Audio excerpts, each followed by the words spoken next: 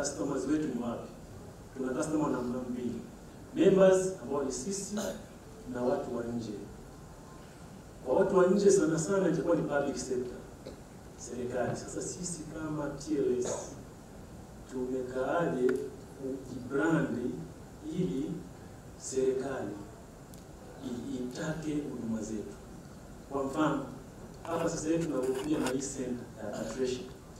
Serikali ina disputes zake nyingi sana na mikataba mingi ya serikali ina hiyo clause ya arbitration. Lakini unaweza ukasema haijawa so clear kama hii.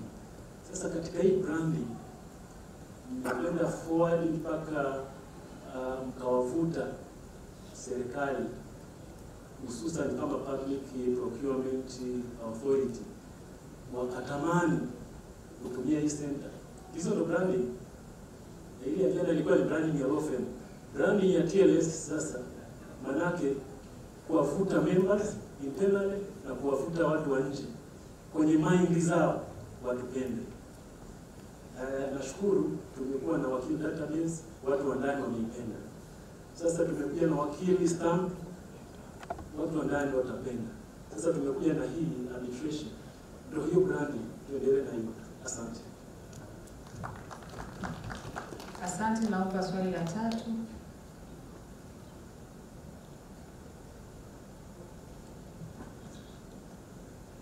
Thank you so much, Mr. Presenter, for the good presentation. However, before asking my question, I would like if we can go back to the percentage. I want to go to a specific page. If I'm correct, I think it's page 1.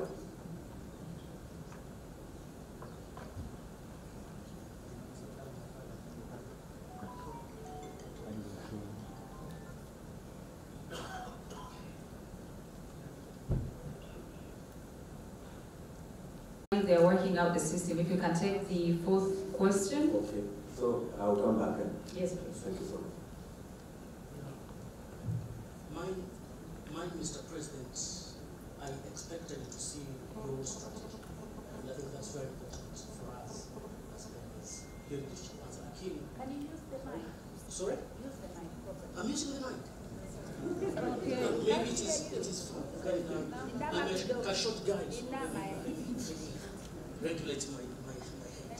So in terms of strategy, perhaps it is very important for us to understand. Like in the presentation of Wanzuri. Okay, kitu cha pili, nadhani subiri vizuri. Kitu cha pili, hizi international cha kwanza ni strategy na nani. President cha pili, wakati tunaanzisha hili wazo la e-center kuanzishwa, tuliconceive tukiwa tunaelewa mashindano, the competition aspect ya Rwanda, lakini pia na center zingine zote duniani. Nafikiri hilo lingekuwa ni aspect nyingine ambayo pia labda mngetufahamisha members mna defeat vipi katika hiyo ile competitive environment. Lakini sasa in line na sustainability na visibility yenu ili kujenga confidence ya kwanza kupata. Kuna swali hapo ambao member wenzangu wameuliza katika namna tofauti. Nafikiri hiyo ni very very important kuhusiana na wale stakeholders. Stakeholder wetu wa kwanza wanatakiwa wa serikali, TIC, lakini pia na sisi kama individual members ambao tunatengeneza haya mikataba kujenga confidence ili kusudi hii taasisi iwe sustainable na ijenge jina, na kwa nini mtu achague TIAC na asichague Kigali and so forth and so forth. Hata asichague labda ICC and so forth and so forth. Katika maana hiyo. Thank you. Nadhani tumeshapata peji ya kwanza. If I can invite you for your question.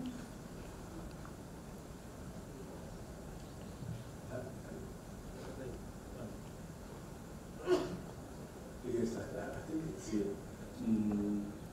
The presenter said this was started in 2019 actually is a company limited by guarantee. Now, I stated to be corrected, I mean, some few years back, I don't remember whether it was 2020 or 21, there was a miscellaneous amending act which actually touched on several acts, actually including the Company Act. And I also stand to be corrected.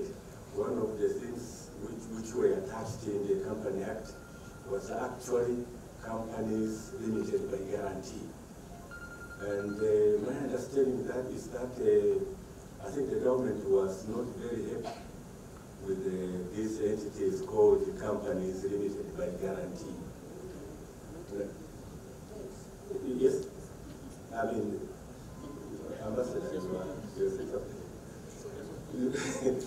so now, I mean, I think it's in this, my question is, if that was changed and the TIAC was established as a company limited by guarantee, I mean, let me put it this way, what is the status of TIAC with those amendments? I thought I've understood my question. Yeah, that's fine. Thank you so much. Thank you. I think that was the last question. Or did I miss a hand on this side? Yes, there's that. We'll take that one and then we'll allow them to respond.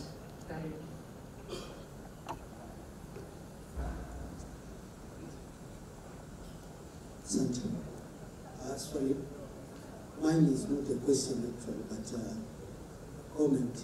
Also, arbitration clause. Ili ADR yetu iwe na nani zaidi na nguvu zaidi, inabidi arbitration ipate nguvu kwa kupitia mikataba tunayotengeneza.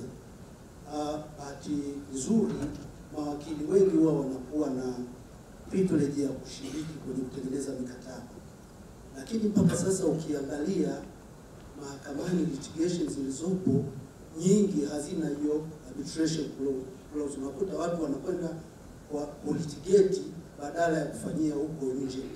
Sasa ingependeza zaidi mawakili wakajikita kuisisitizia hiyo arbitration clause kwenye mikataba wanayotengeneza. Ningependa presenter alisisitizie zaidi hilo, the need to insert the arbitration clause in the contracts that we make. Thanks. Naomba tuwaruhusu sasa watujibu, karibuni. Yeah, as well, the issue, the question about the logo, that will be answered by Mr. Kula.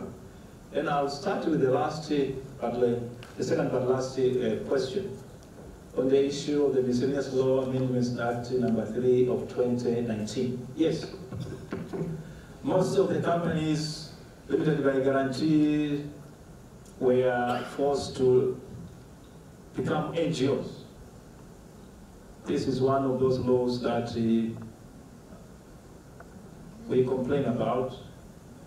It touched most of the civil society organizations, and it doesn't go very well with the rest of the world. And some of the people went to court to challenge that law, but unfortunately, we know what happened. But the companies limited by guarantee are still registered under the Companies Act, some, because now they're supposed to be promoting trade, commerce, and investment. And TIAC fits the bill. So we are registered there and we're operating there. While we're a company, I think we are more secure. If you're a company, you're not like other NGOs which have got only a 10-year lease of life. For us, if you're a company limited by guarantee, unless you commit something which are so wanton, and perhaps will force the registrar of NGOs, of companies to take you to court. But otherwise, you are secure. And I think That's what we are struggling. We are registered there. So our registration is so so good. And I think from what I understand, even the laws that so this administration has been fighting, the TLS, the government has been pushing for amendment, is the Companies Act and so many others. We want to return to where we were before 2019. The 2019 amendments, they are unconstitutional. I cannot just I cannot understand why the High Court failed to say so, but they are unconstitutional. So that's what we thought to be the case. So we are secure then. Then yes. Then I'll continue first. Former President, clarification. Yeah. On that one, the registrar of companies issued public notice to remove all companies registered by guarantee which are not trading by a given date. If we came after and we were incorporated maybe, but all the companies that were removed by operation of law cannot be validly in existence unless we have a court order. No. This happened during my time as president here. East African Law Society, Palu, all of them were in trouble. I had to go with their executives to Brera to go and see the names. There was this, let me show you the drama. We are there, we are told, this one cannot stay. It's like this, you are there, your name is not there. There is a letter, so it was bad. So, but I'm telling you, for us, we are secure, we registered after that. But we found that to be so we are supposed to continue operating as we are. We came after those amendments, but we are in good shape. Some of us have got NGOs which are still, so I've got companies which are registered by, registered company by guarantee, and we still submit our returns to BRELA. So it's not like that. There was at least some NGOs were targeted and were removed. That's why I'm saying it was so bad. Then Tanzania Institute of Arbitrators, there was a question about Tanzania Institute of Arbitrators. Yes, for us we are trying to come up with a well established and trusted arbitral center. Tanzania Institute of Arbitrators is not up there. It does not try to project itself or to match what our competitors are offering or the way they are. For us, we think that by being established by ROSAT, which is a credible and trusted institution in the country, that by itself engenders confidence to the rest of the world, that we cannot be pushed around. And for that matter, that no phone call will be made to try to twist the arm of the arbitrator or whatever. Our arbitrators will be, an arbitrator will be able to render a trusted, a well-composed and decided ruling which can be enforced. So we are trying to have that kind of an institution. And even we encourage the government that we don't see the necessity. Even yesterday, the minister was talking about establishing another Tanzania arbitration center. For us, we are saying, why should form 3 or 4 more? Invest more in TIAC. In March, I think President Hosea will correct me, if that was March or in April, we were in Dodoma, trying to negotiate the deal for, at least for the capital injection. By the government. We came with a list of all the needs of the essential infrastructure, equipment that TIAC needs, to be able to be at par with its peers. And we sent our budget there. We are not saying that it's enough. We said it was like 1.4 billion Tanzanian shillings. That's what we were asking. And so we had the discussion with the minister, permanent secretary, and so many others. We are trying to get those funds. And I think will be up there. And so we're trying to discourage the government not to come up with another institution, but rather to invest more. Because Nairobi International Arbitration Center is run independently of the government, but of course the government has invested heavily. Likewise for the Kigali International Arbitration Center is supported by the government, but it's not under the government. Likewise, we see that the TLS can be able to offer that through TIAC. Then in terms of our strategy, yes, we have a two-year strategy. We're trying to make it to be a 5-year strategy, and we will just send it to many other people to draw more ideas from the members. Yes, the government.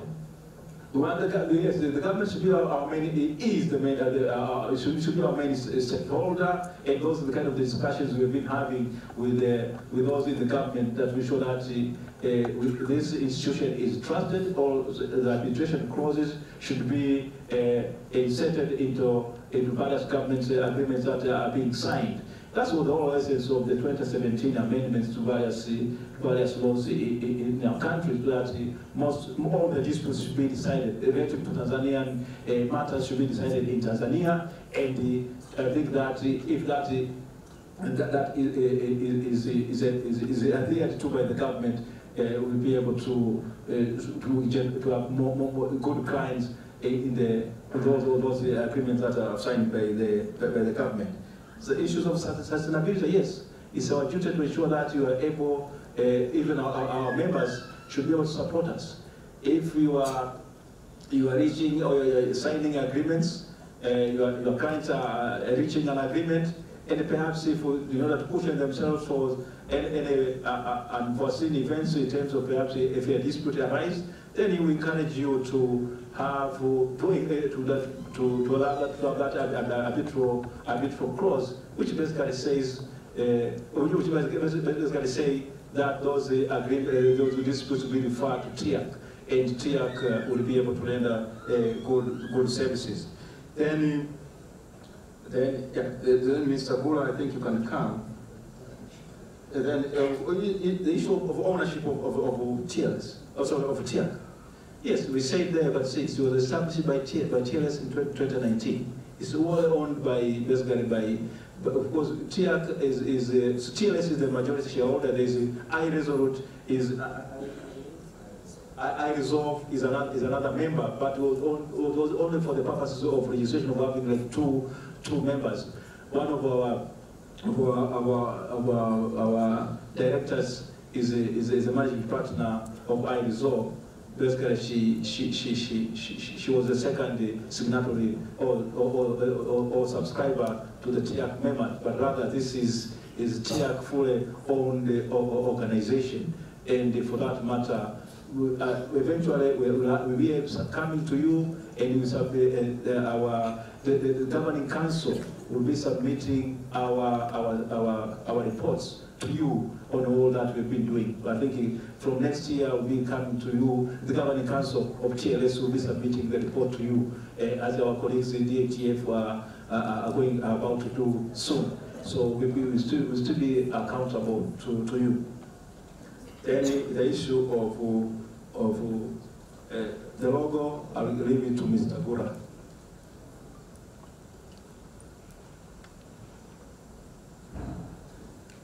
Good afternoon, members.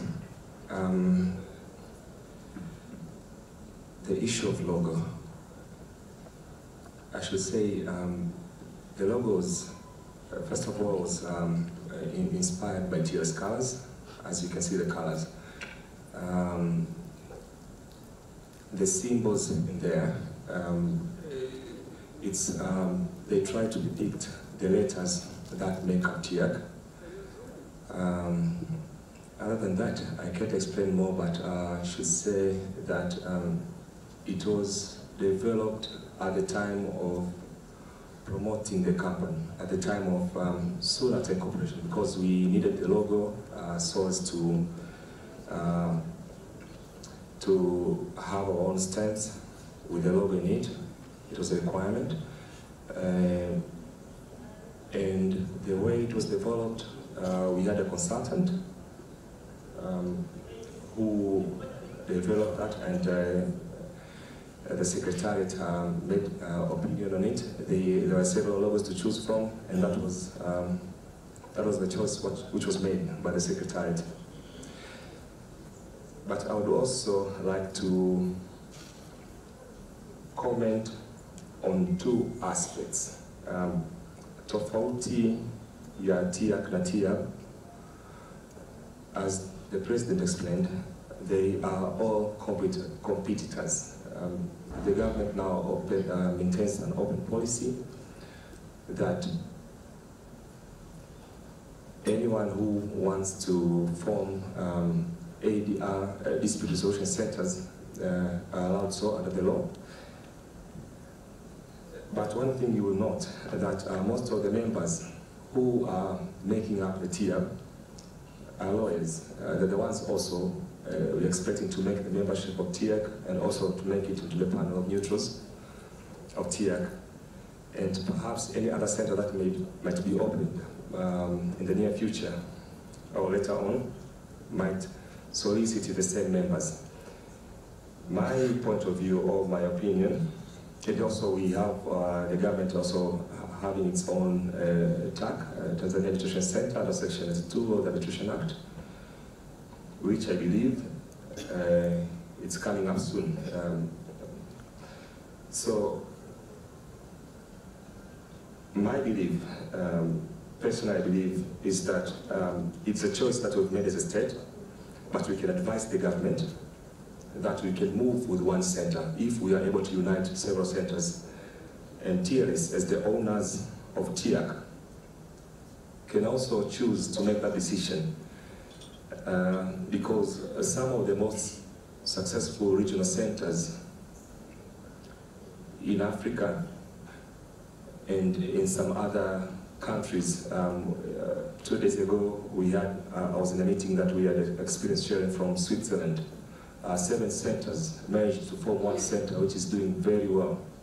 Kigali Center is the only one in the country with partnership from so many stakeholders. And in that line of thought, we can also think of stakeholders like, okay, it's TIAC merging, then we have the government as stakeholder, but we can also have the private sector, the Chamber of Commerce. These are stakeholders who can stimulate the demand side of the market. That's something I wanted to point out. Asante. I think that's it from our side. Thank you.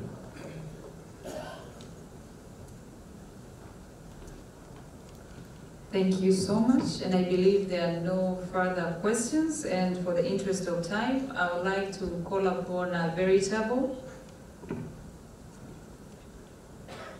Wherever you are, mko karibu. Yes.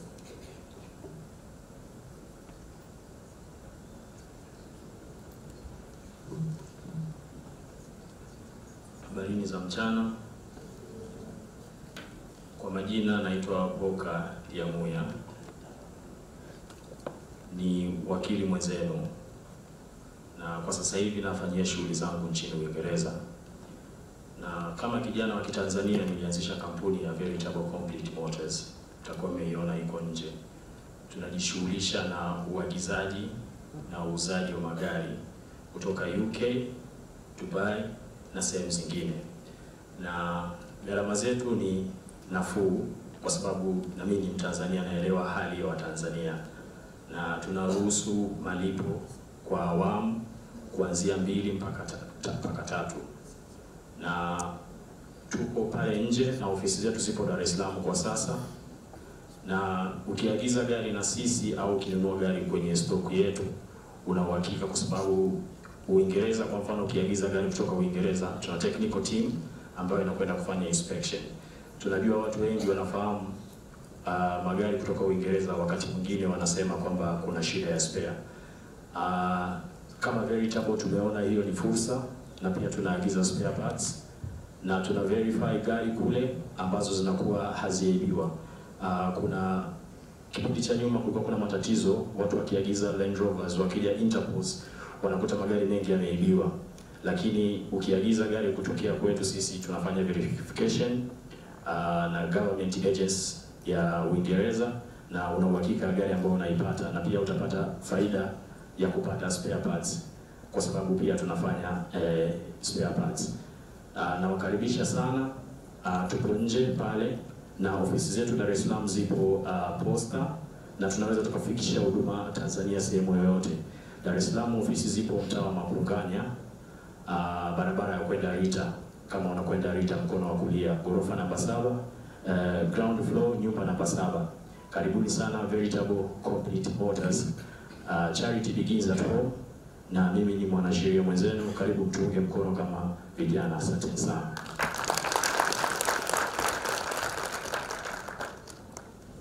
Asante sana Vuka. Na magari tutanunua, si ndio? Na sako zinakuja. Alafu kuna kulipa taratibu, maana hapo ndo mtihani. On our program wanaofuatia, the next presentation is from Deceased Advocates Trust Fund. If you could please come to the podium and give us our presentation.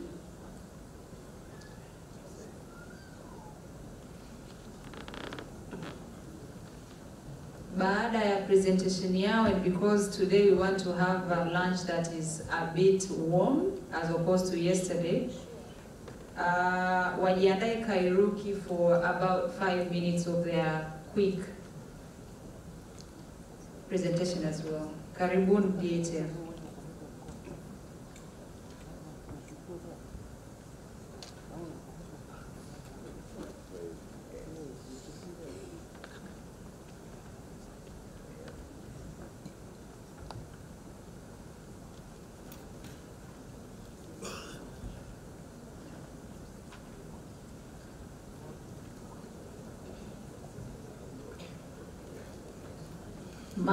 Bibi amedeclare interest kwamba yeye hata simama. Kwa hiyo niombe tuwaruhusu wafanye presentation zao wakiwa wamekaa.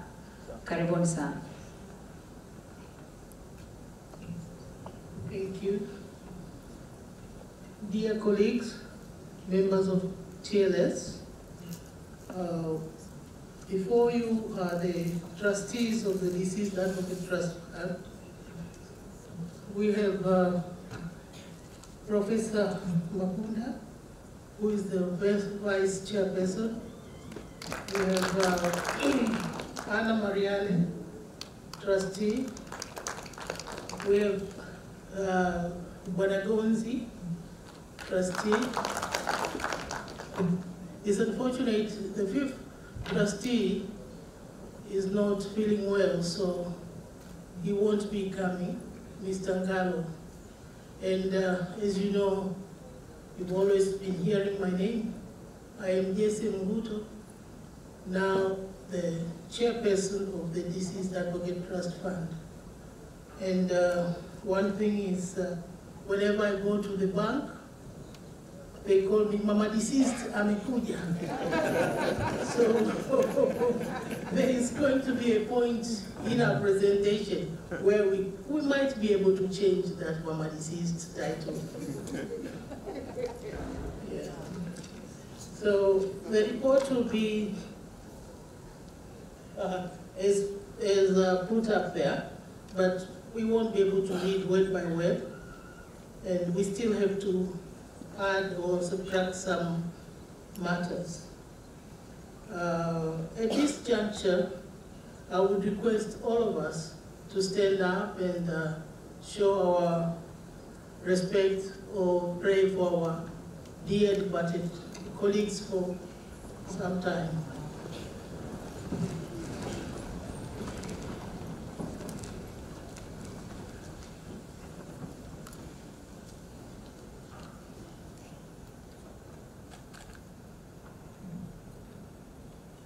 May their souls rest in eternal peace. Amen.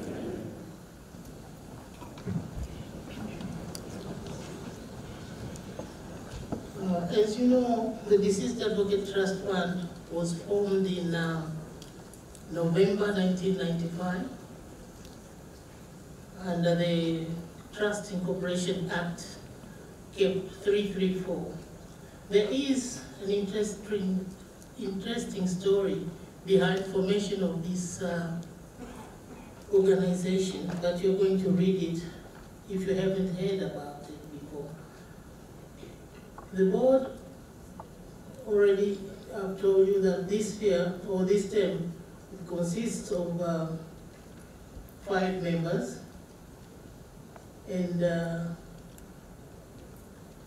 the work of Deceased Advocate Trust Fund is to provide assistance to families whose beloved ones, the advocates, have passed on. So our aim is to afford advocates decent burial and assistance to the survivors.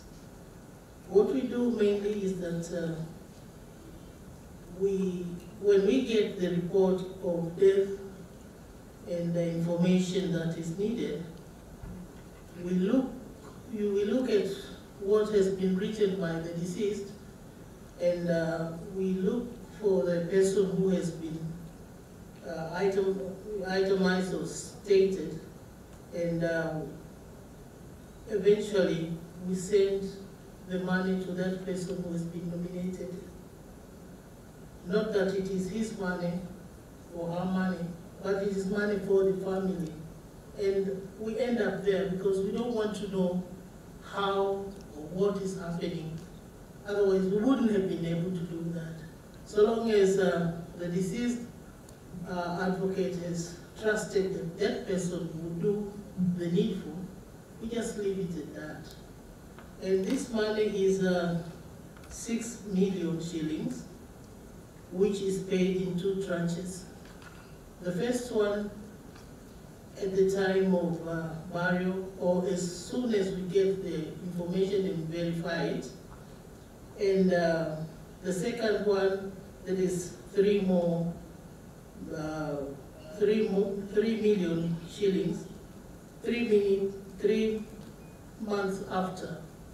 We think that that is the time when the dust has settled after departure of the breadwinner or beloved one, and the money is normally used to settle the children in school and other things. So we have been trying to invest this money that comes from the contributions of the members, which is monitored by TLS. When TLS sends out invoices, the element of subscription to DATF is there. So they collect the money on our behalf, and this time, nowadays it has been so much organized that one pays into our account, but the account goes, the monitoring goes to TLS. Not that our money goes to TLS first. We get it straight. So in managing the money, we put it in fixed deposits or treasury bonds where we get interest. Our main investment is with the Bank of Tanzania. When we bought, way back in 2018, a bond worth 45.5 million at an interest of 13.5%, and that is for 15 years. And we have chosen to get the interest twice a year, in December and in June. There is a table showing how much we are getting. Yearly we are getting 124 million point 250 as interest.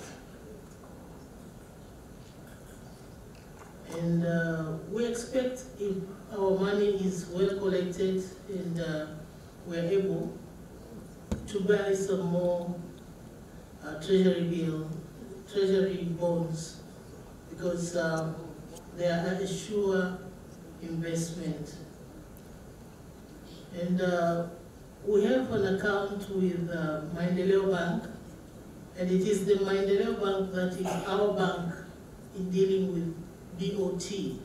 So all this interest that is coming, it goes to Maendeleo Bank, and from there we do whatever we want to do. And mainly the money in the Maendeleo Bank and any excess from the CRDB, we formulate another investment and buy fixed deposits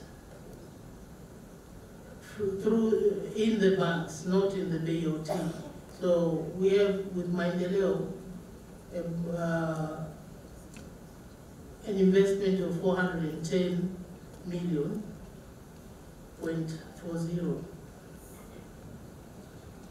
Yeah. And other things I would want to inform you is that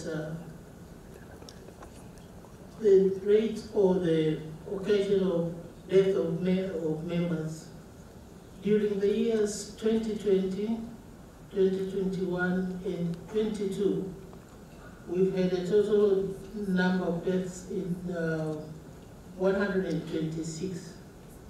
It has been unfortunate. This is just for more information because we had given you some figures before. In 2020, we lost our dear ones, 45 members, and then 2021 was quite hard because we lost 70 members. And 2022, from January to now, we've lost 11 members.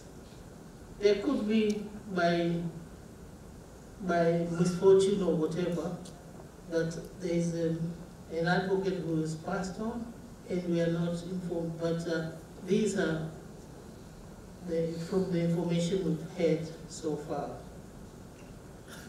The payments to beneficiaries in the 3 years has been 257 million .240 to the beneficiaries, and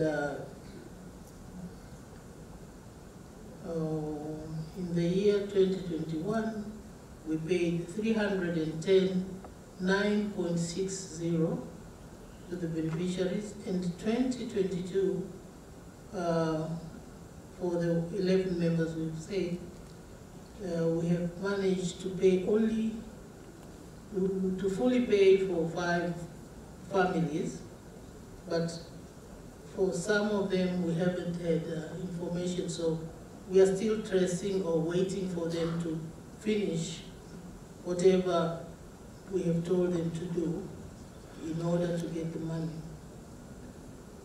Furthermore, yeah.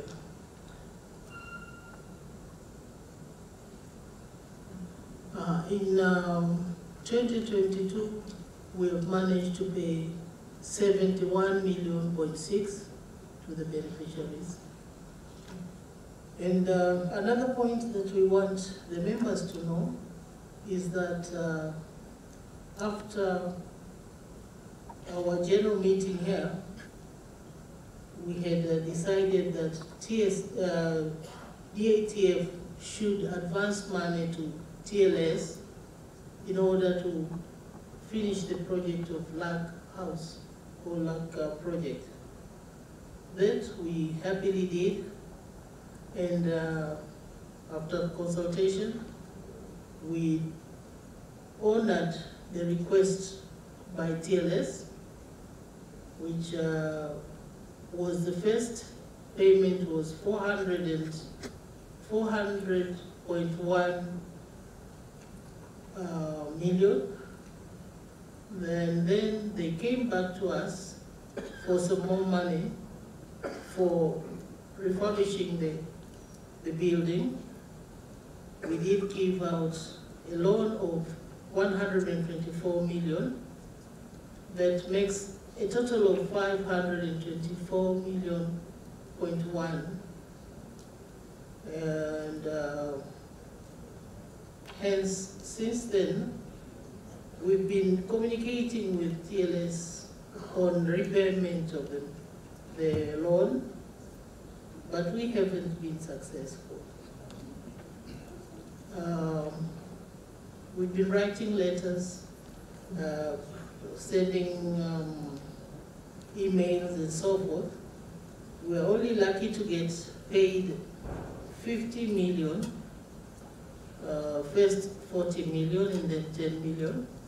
When we were really hard up, we had come to a point where even we couldn't write checks to beneficiaries.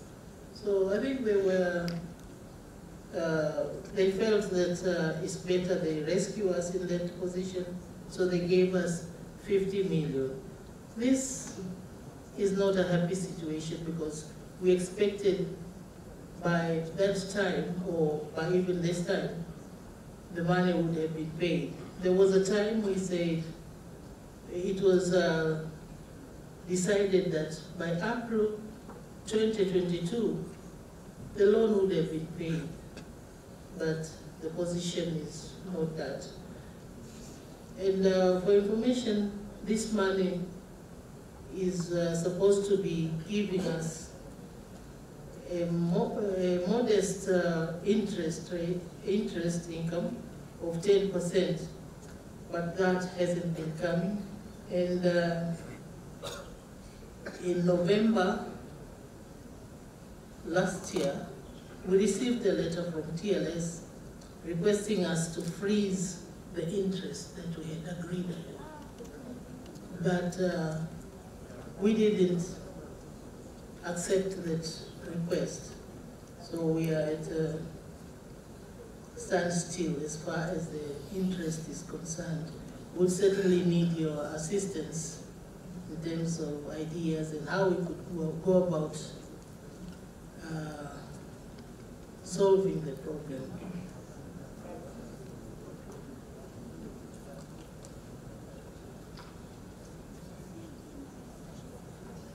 The situation is bad, and we're always asking ourselves, or we're just stating that, what would have happened if we had let TLS get the loan from a commercial bank? Would we be having the house still or not?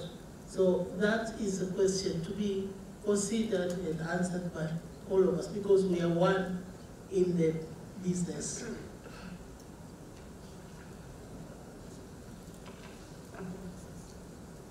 The ongoing and future plans of the trust. The ongoing plan is that we are changing, or we are amending the Constitution.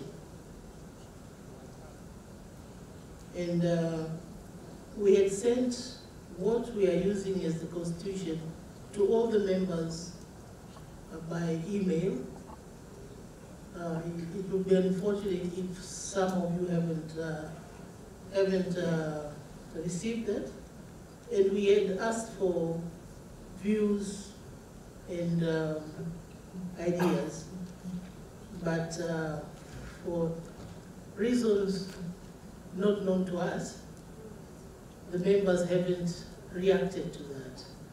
So we took it upon ourselves to make some stride, and we engaged, after considering the situation, we engaged 2 consultants who looked into what we had, and we told them what we thought was ideal, and they sent us, or they presented to us what they thought would be the right thing to do. What we had was a trust deed. Now we are going for a constitution, and then we are also going to have rules that would be used, trust rules that will be used to manage the organization. And they have also given us an opinion as to what they think would be ideal. We are about to send out the results of this assignment, and we would request you all to work on that, and I hope now that some time has passed, whatever blocked us or you from giving us your ideas from the beginning would have gone, and we hope you'll assist us, or you'll assist yourselves by contributing to what we are going to send to you. And salient features of amendment is that, first of all, I have noted, and most of you must have, that the name was not pleasing most of the members. Deceased Advocate Trust Fund. Why deceased? We are not dead, and we're not dead, and we want our money now, this and that. We considered that, and as I told you that I'm being called Mama Deceased, that it didn't make me happy. So we have changed, we are suggesting to change the name to the trust, to the registered trustees of registered trustees of Advocates Welfare Trust Fund, that AWTF. And we are saying welfare, not that we are not going to provide burial assistance, but there is going to be introduced an element where members would make use of their contributions while they are alive. I hope that makes you happy. Thank you, Mama Deceased, congratulates you. And then that idea of making members, making use of their money now or while they are here would be supported in a way that we want to, as we had already offered before, that the fund's incomes from the investments could be used, not all of it, but could be used to facilitate health insurance. We subsidize the members or the payment of the health insurance. So that is what we are thinking about. But if others are having better ideas, we'll welcome them. Yeah. Future plans to consider introduction of group health insurance schemes offered by providers like commercial banks. We have seen advertisement on that, and we're going to look into it. And secondly, possibility of securing life assurance policies from insurance companies for the members. This will need a lot of research and work out, but since the will is there, we might be able to fulfill this. trustees are considering also to invest in other areas which are less risky, because we know buying shares at the stock market now is not all that lucrative. So we'll need to have ideas from you too. All this that I've told you didn't go without challenges. We have many challenges, but we're going to point out a few. Many advocates who, particularly those who are in the government service, are on the defaulters list. We have asked from TLS a list of defaulters. It is long, but we couldn't sort of produce it and give it out because it just shows from number 1 in the role of advocates to whatever number. But that doesn't give a proper picture, because even the dead ones are listed there and that they owe TLS. So we say we cannot use that until we work on it. But that doesn't change the situation that members are not paying. And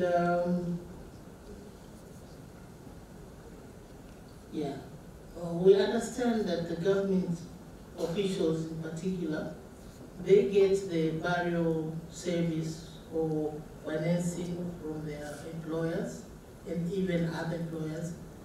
But the families would be better off if they get the little money that the fund is giving. So it is up to you, members, to consider that and appreciate the service that would come to your families, even in your absence.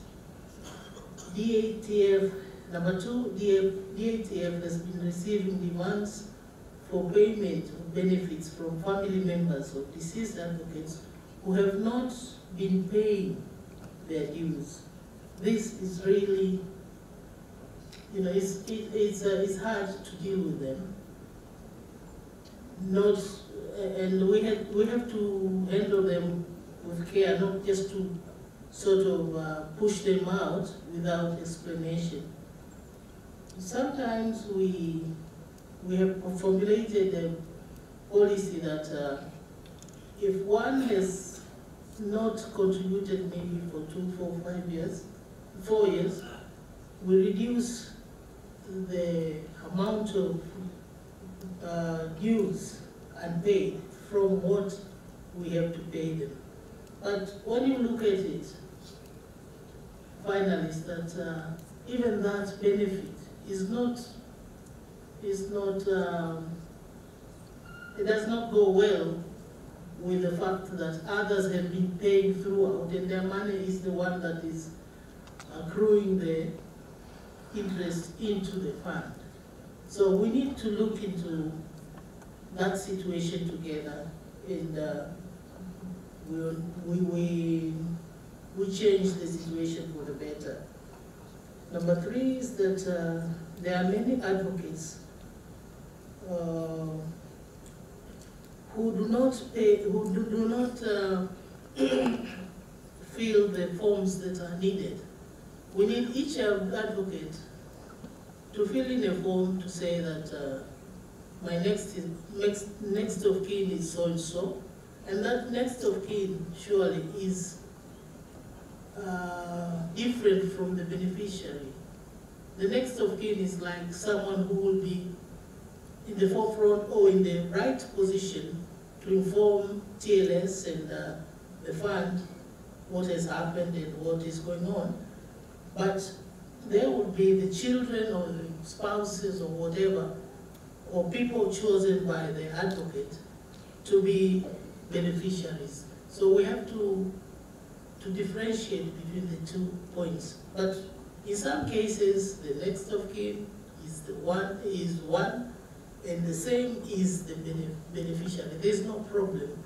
We'll understand and do the needful.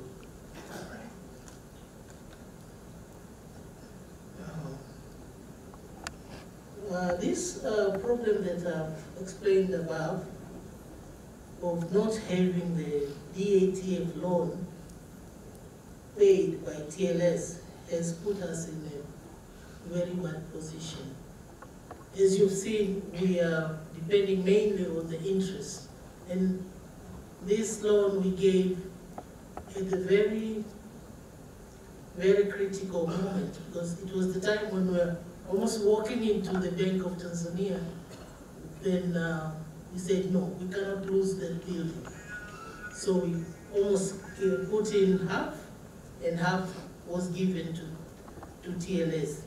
So our plans have been messed up. The other one, the other problem is mainly that some advocates, they mention this is my beneficiary and so forth, but they don't give the proper information because maybe for the love of their children, they write that my beneficiary is so-and-so. Then it comes to be that that beneficiary is underage. Especially men, they like writing the names of their young children. So we have a problem there. We cannot be dealing with the minor, writing checks to the minors and so forth. So that delays or makes it a problem for us to operate. There's just a short list of the challenges that we are facing, and my colleagues might add on to what I've left out. Another report that we have to give is that we don't have audited accounts for this year because we had prepared accounts and given them to our auditors, but at a late stage, because we did send the accounts late, and even after that they said, no, there is a lot of information that we would need from you. So we said we'll just have to go and tell the settlers or our colleagues what has happened. And particularly myself, I apologize for that abnormally, but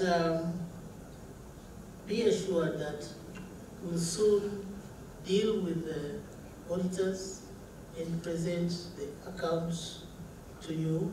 We won't wait for a meeting like this, but we'll present the accounts as soon as we're ready for your consideration. So that is what I could just tell.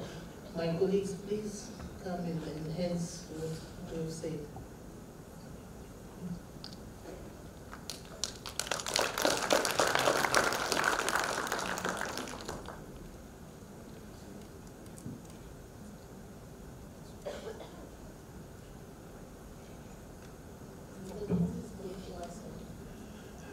Good afternoon, members. As part and parcel of our report, and it has been our practice, we have reported that we lost some members. So in their respect, we would like to read their names quickly and then collectively make a prayer for them. This is since April last year. From the last AGM to today, we have lost 61 members, yes, 61 members, out of whom, we have lost 45. We have lost 45 members since last AGM, out of whom 38 passed away within 2021, that is from April to December 2021, and like the chairperson has said here, 7 of them passed away since January to May this year, so that makes it 45. So in their honor, I would quickly read their names. And at the end of the day, we'll pray for their souls to rest in eternal peace. The names, unfortunately, we have not printed, so I'm reading from our computer here quickly. Since April 2021 to May 2022, we have lost the following members. Advocate Joshua Msakamali, Advocate Nicholas Mwakasege, Advocate Abdi Ali Kinguji, Advocate Maria Goret Richard, Advocate Angela A. Paul, Advocate Emmanuel J. Sala, Advocate John Elo Nyabinyiri, Advocate Msanif K. Masudi, Advocate Elkana T. Molel, Advocate Dilip Kumar Kesaria, Advocate Eunice M. Kawaya, Advocate Charles Alex, Advocate Adam J. A. Shikamkono, and Advocate Alfred T. Kingwe, Advocate Dennis O. Sanka, I'm opening another page. Advocate Oswald E. Talamba, Advocate John Sanze, Advocate Bindika M. Sanze, Advocate Athuman A. R. Kimia, Advocate Henry S. Mkumbi, Advocate S. G.K. Safari, Advocate Gloria F. Kiteshuo, Advocate Bwigane J. Mwasipu, Advocate Joyce R. Kalokola, Advocate Dennis O. Sanka, I am repeating this name, Advocate Anthony Rutabanzibwa, Advocate Kusila Mtatifikolo, Advocate John B. Kimwangana, Advocate Joshua M. Msakamari, Advocate Henry E. Rumanyika, Advocate Saidi H. Elimamre, Advocate Kuwayawaya Stephen Kuwayawaya, Advocate Dominic Kashombogo, Advocate Luegongwa Ruhumbika,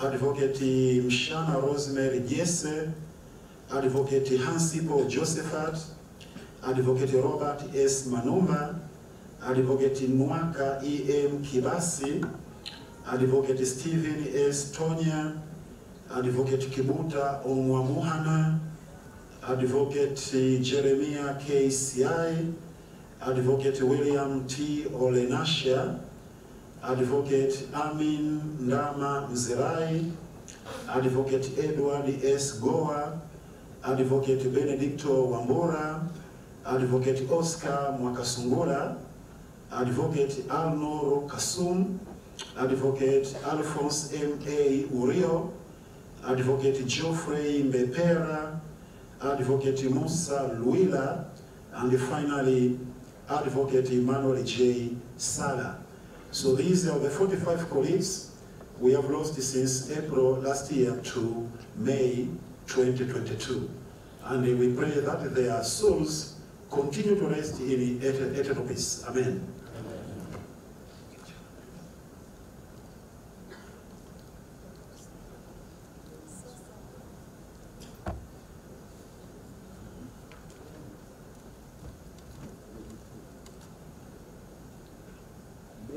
Maybe 2 additions, and we pray that they practice in hell and heaven. Because once an advocate, you are an advocate. They practice in heaven, all of them.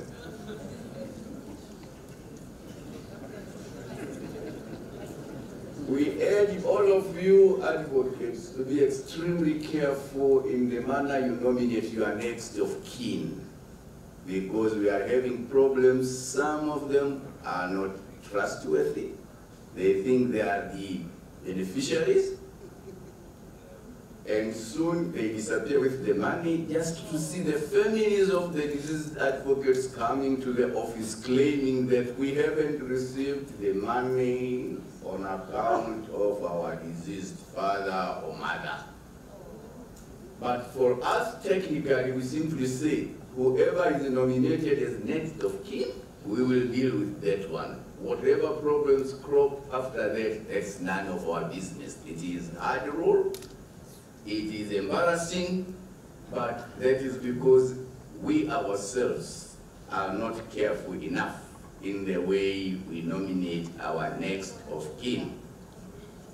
If you have any nyumba ndogo, na imeshatutokea hiyo next of kin nyumba ndogo, mama mwenye familia na watoto wake anakuja baadaye anaambia ni fulani anasema mbona yule nyumba ndogo.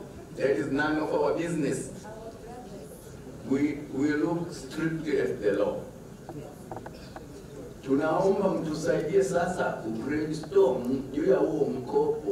What do we do? Tunaufuta, tuna community interest, what we make. Lakini sisi wenyewe hapa hatuwezi kujitenga kwamba sisi ni settlers, amekopa TLS. Mnaona tulivyo, tusitumie technicalities za kisheria. Tumekopa wenyewe, tumekopa kutoka mfuko wa kwetu, in plain language. It is up to you to decide what should be done. Lakini mimi niwaambie kitu kimoja, nafikiri sheria ya trustees would empower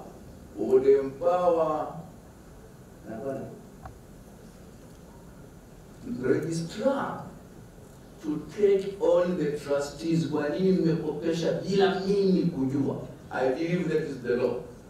That kind of transaction required approval from the registrar of trustees. Since tumefanya kienyeji, should he or she decide to prosecute the trustees, we will have no defense. Asanteni sana. Asante, Prof. One more thing there before members contribute. I'm also stressing on the same point that, remember, like the chairperson was saying, this loan to TLS was given in 2018. And it is at that moment that 845 million was deposited in BOT, where we are earning 124 million per annum. Now imagine the 524. That is more than half of the 845 million shillings. Had that money been invested in treasury bond, we could also be, in addition to earning 124 million, we could also have been earning at least 80 million or more in addition to 124 million. So over the 4 years, we are not earning anything. That money is in TLS. We should pay it back with the 20% compound interest, and like Madam Mkutano said, only 50 million has been paid.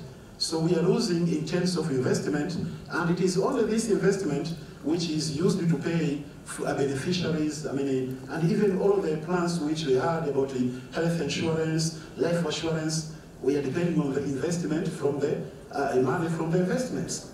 So really, this should be tackled. Thank you. Asante sana. I can see a hand from the CEO and so many other hands. So I think what we will do, we will allow the CEO to speak, and then after I will take a couple of questions and comments. Karim.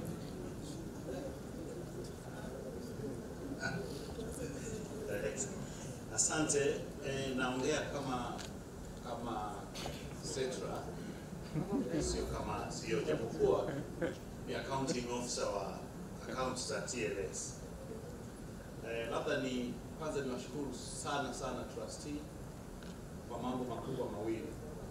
Jambo la kwanza, kwa moyo wa kutusupport kumalizia jengo. Isingekuwa support ya kutoka DATF, tulikuwa tumestuck, kwa sababu ile account ya LAC haikuwa na fedha, lakini vile vile resources za general fund zilikuwa zina diminish. Kama ambavyo mnajua mpaka sasa hivi kwamba hakuna fedha, TLS inachechemea, na ndio imekuwa hoja kubwa imezungumzwa hapa. Kwa hiyo kwanza tunashukuru kwa huo moyo, kwa sababu tumemaliza jengo salama na tunadaiana sisi wenyewe.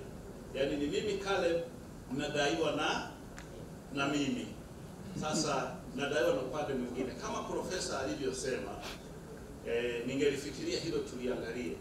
Lakini la pili labda kikubwa ni kwenye kufikiria sana kilio cha wanachama cha kubadilisha jina na kuwa hiyo ya welfare, kwa sababu it is from that fund then we will also have some benefits. Mimi nimekuwa nikifanya presentation kwa new admitted advocates. When it comes to that question, how can I benefit from the fund? Yani majibu ni magumu kweli ya kuyajibu. Wakati mwingine majibu ambayo sio mazuri kwa kweli. Lakini sasa ufanyeje? Yaani unafanya kama utani kidogo kwamba tungekuwa tunaweza ku-exercise kifo kwanza ndio tuweze ku-benefit hapo sawa. Lakini they are not fair. Kwa kifupi tu ni kwamba ile fund ina benefit wala ambao ni beneficiary. Sisi ndio tunaotoa, ndio maana ni settlers, tunatoa kwa ajili ya watu wengine. Kwa hiyo hoja iliyoletwa mezani ya kufikiria kubadilisha kidogo angalau iangalie welfare zetu, kwa kweli ni hoja nzuri sana, na mimi ningewaomba wanachama tuwaunge wenzetu kwenye trustee kuli support hilo na kuibadilisha hili sasa iwe ni 50-50, watakao benefit na wewe mwenyewe utakayekuwa na struggle. Na haya ilikuwa ni mawazo mazuri, lakini nilikuwa na mawazo kama matatu hivi.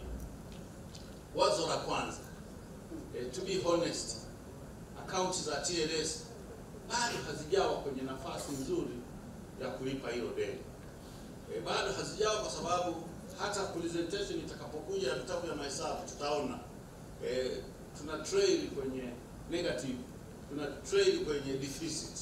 Kwa hiyo hauwezi kufanya ahadi za miujiza, kwa sababu vile vile wanachama kule, kile kilio cha wanachama ambacho kilikuwa kinatokana na kupunguza fee na kupunguza CLE kimefanya resources za TLS zishuke. Hilo litazungumzwa vizuri labda na Twitter na kadhalika. Lakini kwenye hilo sasa mimi nilikuwa naomba kwamba ama kwa sababu ni sisi wenyewe ama sisi wajumbe kwa ujumla tukubaliane kama profesa alivyosema kwamba tulijikopesha sisi kwa sababu ya wakati wa emergency, na kwa sababu ilikuwa ni wakati wa emergency tukubali hizo fedha kwamba kwa kweli tumezisamehe kwa sababu ya faida yetu. That is ni sisi wenyewe. Au ngoja nimalize basi. Au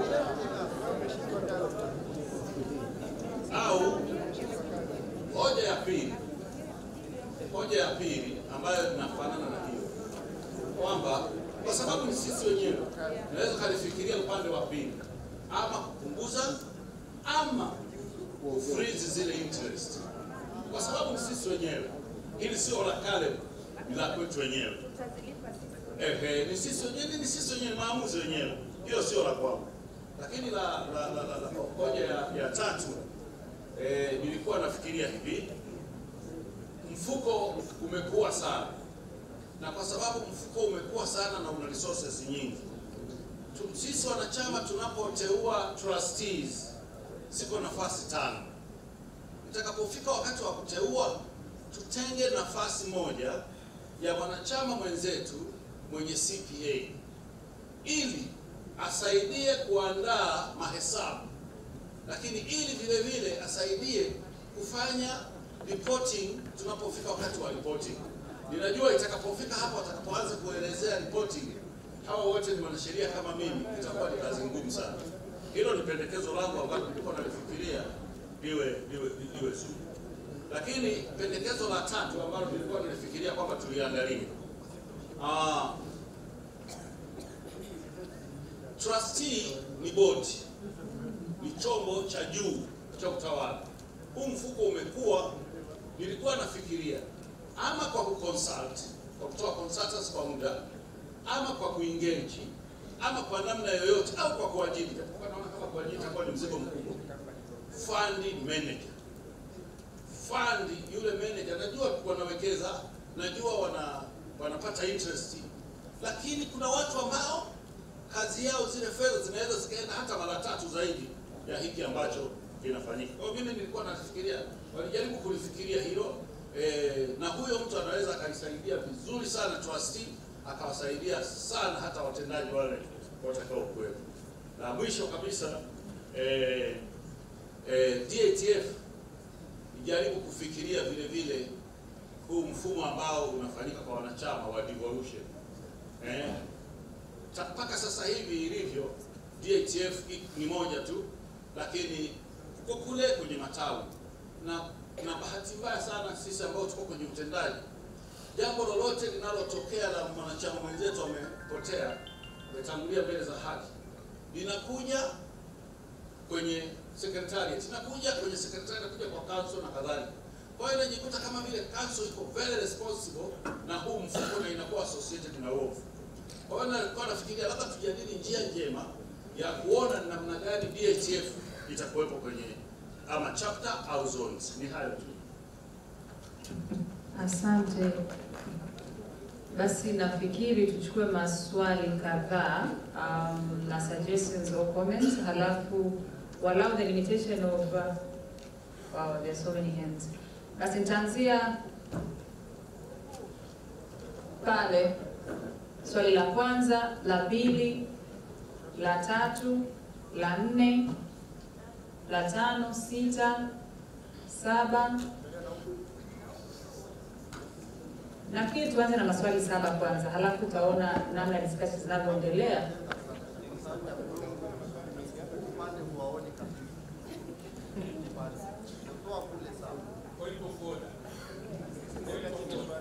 Point of order, karibu.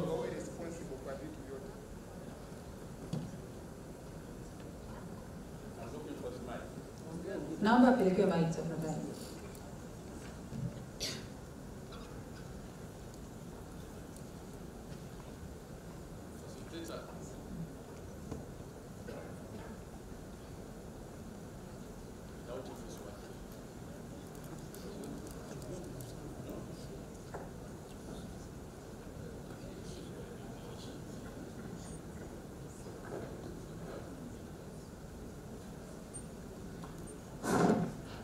Facilitator, wasiwasi wangu ni kwamba ukichukua maswali hivyo hivyo kama utaratibu unaotaka, tutafika hatua ambapo tuta lose focus ya mjadala.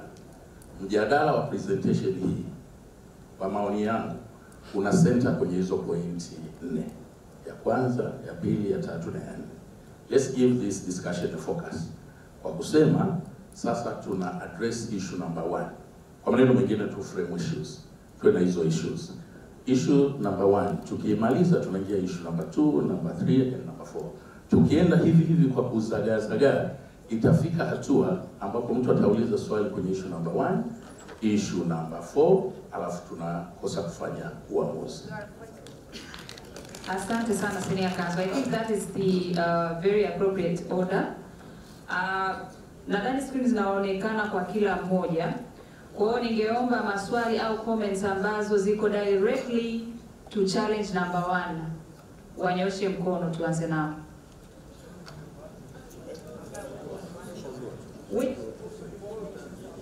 Naomba pandisha screen. Labda maswali jana utachukua mwisho.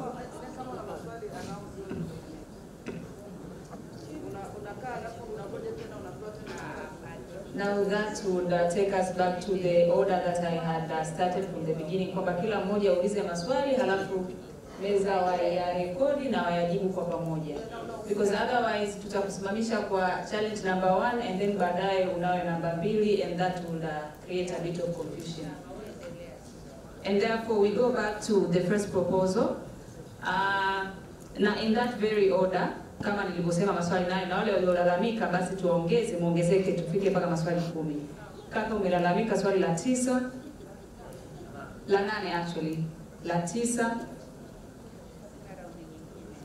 Maswali 9 tuanze nayo hayo, kwa hiyo karibu kwa swali lako la kwanza. Kama uko karibu na mic tafadhali tungeomba usogee kwenye mic zilizoko mbele, lakini pia timu jitahidi kukimbiza mic. Asante.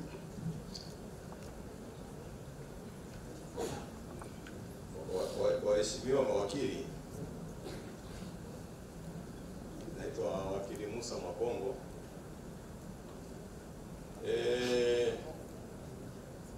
Nianze kwanza kwa kuwashukuru sana ndugu zetu wa mfuko wetu wa mawakili, kazi nzuri ambayo mnaifanya.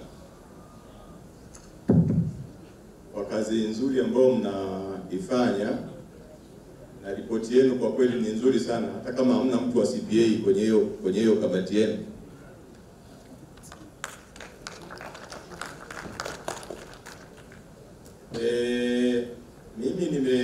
Mimi nimeshtushwa sana kwamba chama chetu hakilipi deni lake, yani hakitimizi wajibu wake. Na nimeshtuka kwa vile, kama mtakumbuka, mimi ndio nilipinga sana wasiende kuchukua hela benki. Na ile dili ya kuchukua hela benki CRDB ilifia hapa ndani. Ndio ikaja sasa za kwenda kuchukua hela kwenye DAX. Tungekuwa tumechukua CRDB, na hili jengo letu lingekuwa liko sokoni. Sasa kusema kwamba tusamehee ili deni lisamehewe, mimi yani haliniingia akilini kabisa.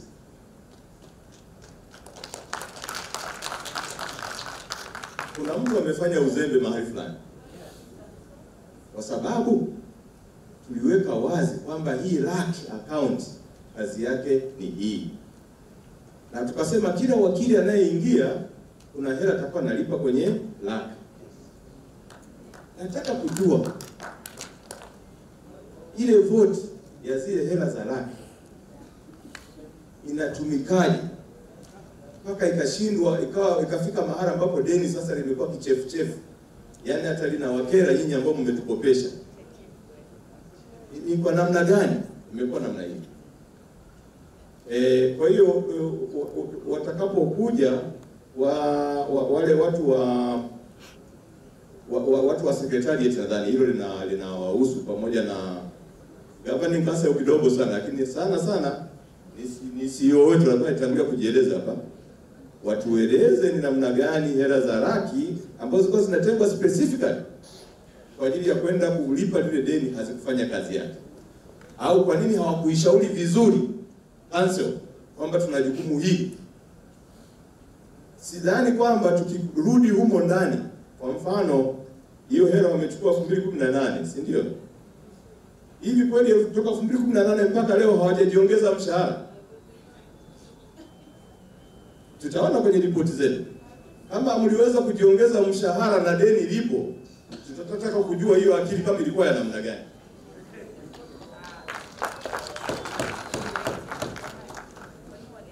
Swala la pili ni kuhusu mabadiliko ya jina. Mimi sina shida na mabadiliko ya jina, ila na shida na jinsi ambavyo tutaweza kumanage haya mambo mengine ambayo hayakuwa kwenye mwanzo wa kuanzishwa Deceased Advocacy Fund. Kwa sababu lengo lililokuwepo awali lililoanzisha Deceased Advocacy Fund ilikuwa ni kwamba litusaidie au isaidie familia zetu tunapokuwa tumeondoka, tusizikwe katika maziko ya aibu, tupate msiba wetu uweze kuendeshwa kwa wepesi wa aina fulani, na baadaye familia zetu wakati fulani zipate wepesi fulani. Lakini inapokuja sasa inachukua jukumu la insurance, whether it's life insurance au health insurance, hapo panahitaji debate kubwa sana. Ningeomba tusiende napo haraka, kwa sababu patatuingiza kwenye challenge kubwa.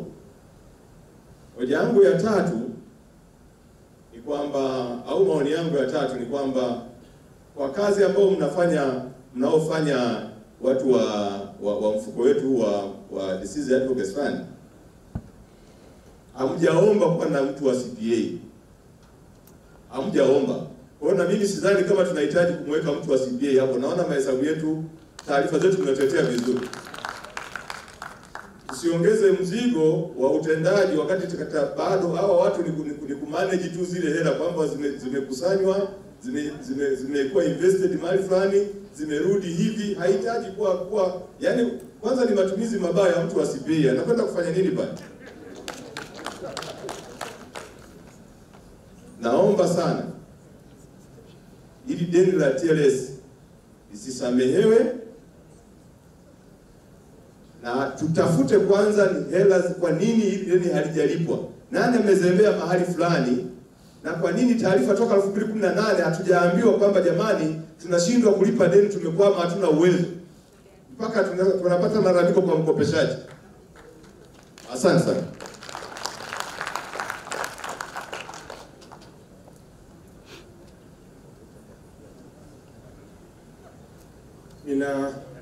Nina mambo kama matatu. La kwanza kabisa, ningeomba the board of trustees improve processing ya malipo kwa beneficiaries, pamoja na umakini unaohitajika. Lakini niseme kwamba sisi wote ambao tumekaa hapa, kwa vile hatujawahi kulodge maombi ya kulipwa, yawezekana tusijue labda changamoto ambazo zinatokea kwa beneficiaries. Mama Mwenyekiti, utaniwia radhi nitasema, kwa sababu mwaka jana Disemba, kolegi mwenzetu, rafiki yangu, alifariki hapa Moshi. Na katika msiba ule, representative wa TLS walienda, Emmanuel Sala, representative wa TLS walienda na wakapata nafasi ya kuzungumza, na wakaihaidi familia kwamba kuna fedha ya rambirambi itatoka. Manake ndugu wote walijua vile. Ilikuwa Disemba tarehe 6 mwaka jana. Mpaka Februari walikuwa hawajapata chochote. Kwa hiyo mjane akawa anapata shida kutoka kwa ndugu, akifikiri labda amepokea, amekula hizo hela, haja disclose. Februari akanitafuta. Ilibidi niwasiliane na TLS. Mhusika katika TLS, niliongea naye safari kama 3. Na alikuwa sahihi kabisa. Akaniambia, nimeshapeleka kwa trustees na nafuatilia, lakini sipati majibu. Rekodi zote zilikuwa sawa. Mama, nilikupigia simu. Nashukuru baada ya kuongea na wewe, baada ya siku chache mkaprocess akalipwa. Ilikuwa Februari. Ililipwa ile tranche ya kwanza. Tarehe 13 mwezi huu kanipigia simu, ananiuliza, shemeji, naye malipo ya pili na yenyewe sasa nafanya nini? Sasa nasema haya kwa sababu maana kuna shida katika processing. Tusiwape tabu wale beneficiaries, tuwape kila ambacho wanatakiwa kupata on time. Tusisubiri wao waanze kufuatilia. Nina hakika hiyo second payment haijafanyika. Wanaomba board of trustees muimprove the processing. La pili, ili la mkopo, nakubaliana kabisa kwamba hakuna sababu ya kufuta mkopo ule. Lakini kama tukirudi jana kwenye presentation ya mzee Duia, alituonyesha kwamba kulikuwa na mchango wa zaidi ya 1 bilioni kwa ajili ya ujenzi wa jengo lile, ambao sisi wenyewe wanachama hatukulipa. Na fedha zile ndiyo ilikuwa bajeti ya marejesho ya mkopo huu. Zaidi ya 1 bilioni haikulipa na wanachama ambao tulikuwa tumekubali. Tulifanya resolution hapa mwaka 2018 kwamba tuchangie wengine yes, ilikuwa pale Mount Meru. Yes, tukakubaliana tuchangie wengine shilingi 400,000, wengine shilingi 200,000, wengine kiasi fulani. Wengi hatukulipa. TLS ingepata wapi fedha ya kuweza kurudisha mkopo ule kama the source of funds kwa kulipa mkopo hazikuja? Mimi napendekeza, kwa sababu tuna AGM, tunaomba kwenye mkutano wa AGM wa kesho ambao mnahusika, mfanye resolution tupate hizo fedha ambazo hazikulipwa wakati ule ili tuweze kulipa mkopo huu. Na la mwisho, kuna ile hoja ya kubadilisha kutoka dative na kuwa chombo kingine ili tuweze kubenefit sisi wenyewe through insurance. Lakini lazima we have to be cautious, kwa maana ya kwamba contribution yetu sasa kwenye huu mfuko kila mwaka ni shilingi 50,000. Shilingi 50,000 kwa member. Tujiulize, the 50,000 ambayo tu contribute itaweza kukidhi kukata insurance, life insurance na vitu vingine ambavyo tunavipanga, na at the same time proposal ya kwamba tubakize kingine kwa ajili ya rambirambi kiweze kuwepo. Tukifanya hivyo, tujiandae ku-increase ile contribution ya kila mmoja. Sasa kama tunalalamika michango na nini, tuone yote hayo. Lazima, nadhani dative, kabla mjifanye hayo maamuzi, mjaribu kufanya computation ya kuona hata contribution yetu per annum itakuwa ni kiasi gani. Nashukuru sana.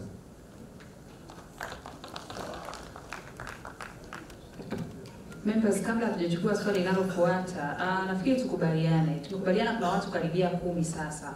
So in the order that we are going, I am afraid we are going to consume too much time, and ratiba zingine zinazofuata zitachukua muda mrefu zaidi.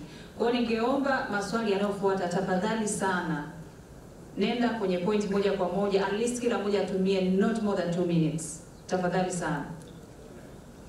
Na nitajitahidi kuitime. I guess it was me now. Nafikiri ni zamu yangu. Asante. Nashukuru kwa kazi nzuri inayofanywa na trustees. Ninaenda moja kwa moja kwenye hoja yangu kwamba kwa habari ya deni usifanye uhuni. Kama tulikopa tulipe, na kama hatutaki kulipa tuombe Board of Trustees wachukue ile jengo la mawakili, kwa sababu tuliambiwa litazalisha fedha, na hizo fedha zitarudishwa huko tulikokopa. Na TLS yenyewe kusema kwamba tunakodisha kwenye ile jengo, fedha hizo zinakwenda wapi? Tuombe ikiwezekana Board of Trustees washikilie jengo la mawakili mpaka senti ya mwisho itakapolipwa. Tusifanye uhuni. Jambo la pili, tunajua ya kwamba tulilipa fedha tulizoambiwa tuzilipe kwa ajili ya jengo. Wale ambao hawajalipa, kwa nini tuishi kijanja janja? Ambao hawajalipa walipe fedha hizo, zilipwe mpaka senti ya mwisho, tafadhali sana. Pili au tatu, kwa mawakili ambao hawachangii mfuko, kwa nini wanapata huduma? Hiyo sio haki. Kama tunataka kuwa watu wenye heshima zetu, kile tunachopatana tunakitekeleza. Tunapokwenda kinyume na hivyo, huo sio ungwana. Basi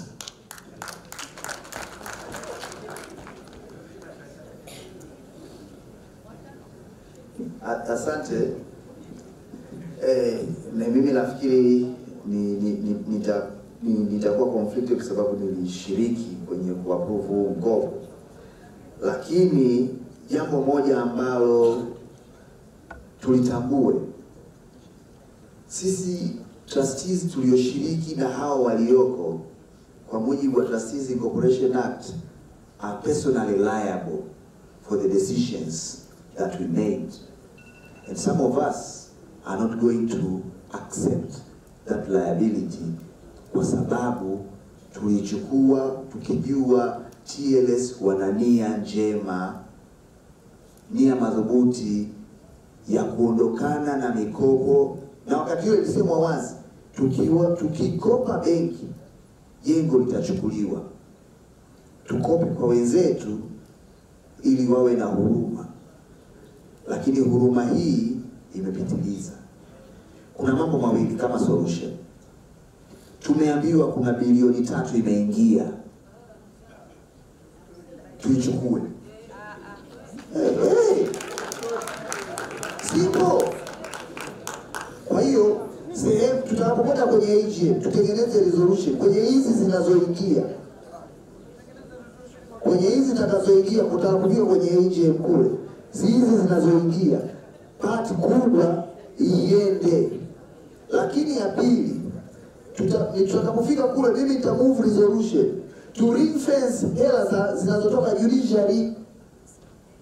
Kuna hela ya certificates tunachangia wanachama, ile itakapoenda kutoka judiciary zinakuja moja kwa moja, we ring fence iende kwenye kulipa hili deni. Halafu haya mengine tutachechemea, lakini hatutachechemea kwenye malipo ya jengo. Enough is enough jamani. Hawa watu wanateseka kwenye kutafuta hizi hela, na hizi hela tutafika sasa hivi. Kama mnakumbuka, amesema mwenyekiti mwaka jana ilibidi kuanza kuborrow from TLS kwa sababu hela yote iko committed kwenye investment. Wamekufa wenzetu 70, tunapata wapi hela ya kulipa? Kwa sababu hela iliyokuwa ilipe ndio hiyo yote imeenda TLS. Ile income ya kila mwaka ya kutoka TLS ndio ilikuwa iende kusaidia kwenye kulipa wenzetu. Hata hizi processing zinachelewa kwa sababu wakati mwingine hela hakuna, hatuambiani. Wakati mwingine tunasema haya tuyavumilie, tufichiane aibu. Kwa hiyo mimi nashauri tutafute namna ya ring fence some of the funds zinazotoka judiciary na hizi bilioni 3 zilizoingia, mengine tunachechemea. Asante.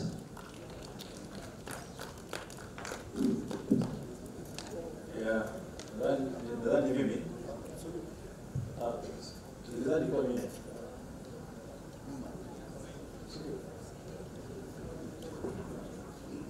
Samani Dr. kabla hujaenda, naona mkono wa Mr. President. Naomba nitoe ufafanuzi. Mkopo ulikopwa 2018. Tena chini yako naona kubali ulikopesha. Sawa. Kwa hivyo usisukume goli, usiniache kusema. Unasukuma goli katika DC yangu ambao sisi tumefanya kila aina ya utaratibu kuzuia madeni. Na DC yangu tumetoa report ya kila ambaye anawajibika awajibike. Wewe ulitoa maamuzi ya kukopesha 2018, leo tuko 2022. Na mimi nilivyoingia kazini, point of order. Ngoja nimalize. Point of order. Nimalize basi, sijasikia hoja yangu. Nilivyoingia kazini nilikuta madeni, nilikuta uwezo wa TLS mdogo. Na nasema mbele yenu, kamati hii au chombo hiki, niliandika barua tukutane tuzungumze uendeshaji wa hiki chombo, na barua zipo. Lakini bahati mbaya kamati hii au chombo hiki hatujawahi kukutana. Leo ndio naisikia ripoti hapa. Wacha nimalize. Point of order, wacha nimalize. Sasa nataka niweke rekodi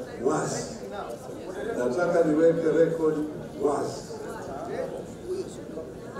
Sikiliza Jamani, with all due respect, tumpatie sekunde 30 amalizie kwa heshima tu. Na bahati nzuri kwenye audit report tutaliona hili. Na moja ya vitu nilisisitiza tukiwa katika governing council yangu, tunataka tuone audit report ya hii institution.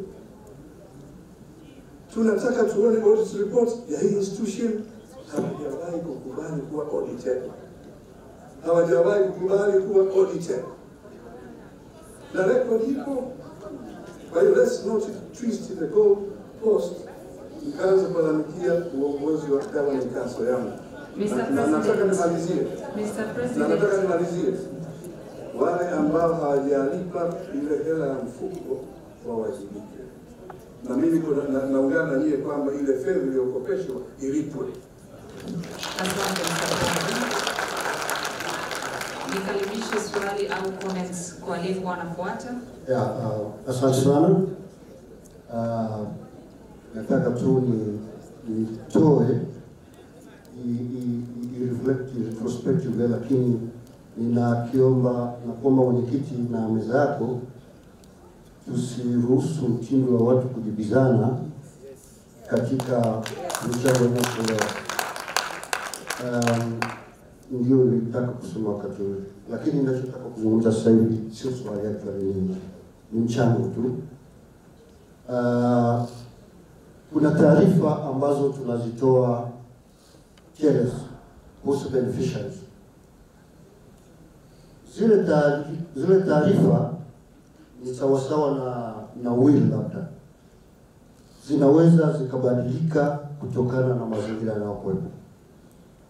Sasa kuna baadhi yetu nadhani hawa update zile taarifa. Nakumbuka sio vizuri kumwongelea marehemu, lakini mzee Chamrio alipofariki, mzee Chamrio alikuwa na mke wake, akamwandikisha kule. Kwa bahati mbaya yule mama akatangulia kuondoka. Mzee Chamrio hakubadilisha, haku-update taarifa kule. Akaoa mwanamke mwingine kanisani kabisa, alikuwa ni mzee wa kanisa. Vizuri tu. Mauti yamekuja kumkuta, jina la mke mpya halipo TLS. Ulikuwa na heka kweli, kwa sababu msiba ulikuwa unahitaji hela fulani kutoa msaada, haukupatikana. Kwa hiyo uzanguni zile, kama kunatokea mabadiliko katika taarifa zetu, yafanyiwe kazi na chama kijue, ili kuepuka mazingira hayo ambayo tunazungumza. Jambo la pili, tunapoongelea watu wanaodai, naomba nikupatie dakika 30 tu zinazofuata. Sekunde 30 tafadhali. Hivi kama ukulipia ETF, hivi unaweza ukariniwa leseni? Ina maana sisi wote tutumeni. Ina maana tunawazungumzia watu wao. Kwa hiyo ni kazi ya secretariat, ni kazi ya uongozi. Kwenda kwa hao watu mmoja mmoja, sijui wanarenew leseni zao. Lakini ninapojua ili urenew lazima ulipe yale madeni yote, sio? Kwa hiyo hawa watu wafuatiliwe, walipe na deni letu tulilipe sasa. Asante. Anayefuata. Nadhani nashukuru sana kwa ripoti nzuri. Nitakwenda haraka. Nadhani tunafanya tulianzisha utaratibu wa kuonyesha picha za waliofariki. Wakati tunataja majina yao au wakati tunani pale, ni vizuri kwamba tukazionyesha hizo picha zote. Inagusa ile mmoja tunaagana hapa, ndio tunaonyesha mmoja hali ilikuwa ni mbaya sana. Kwa hiyo ndio tumeanzisha wakati boga inafanya watu wakumbuke na nani, sio namba tu wala sio majina.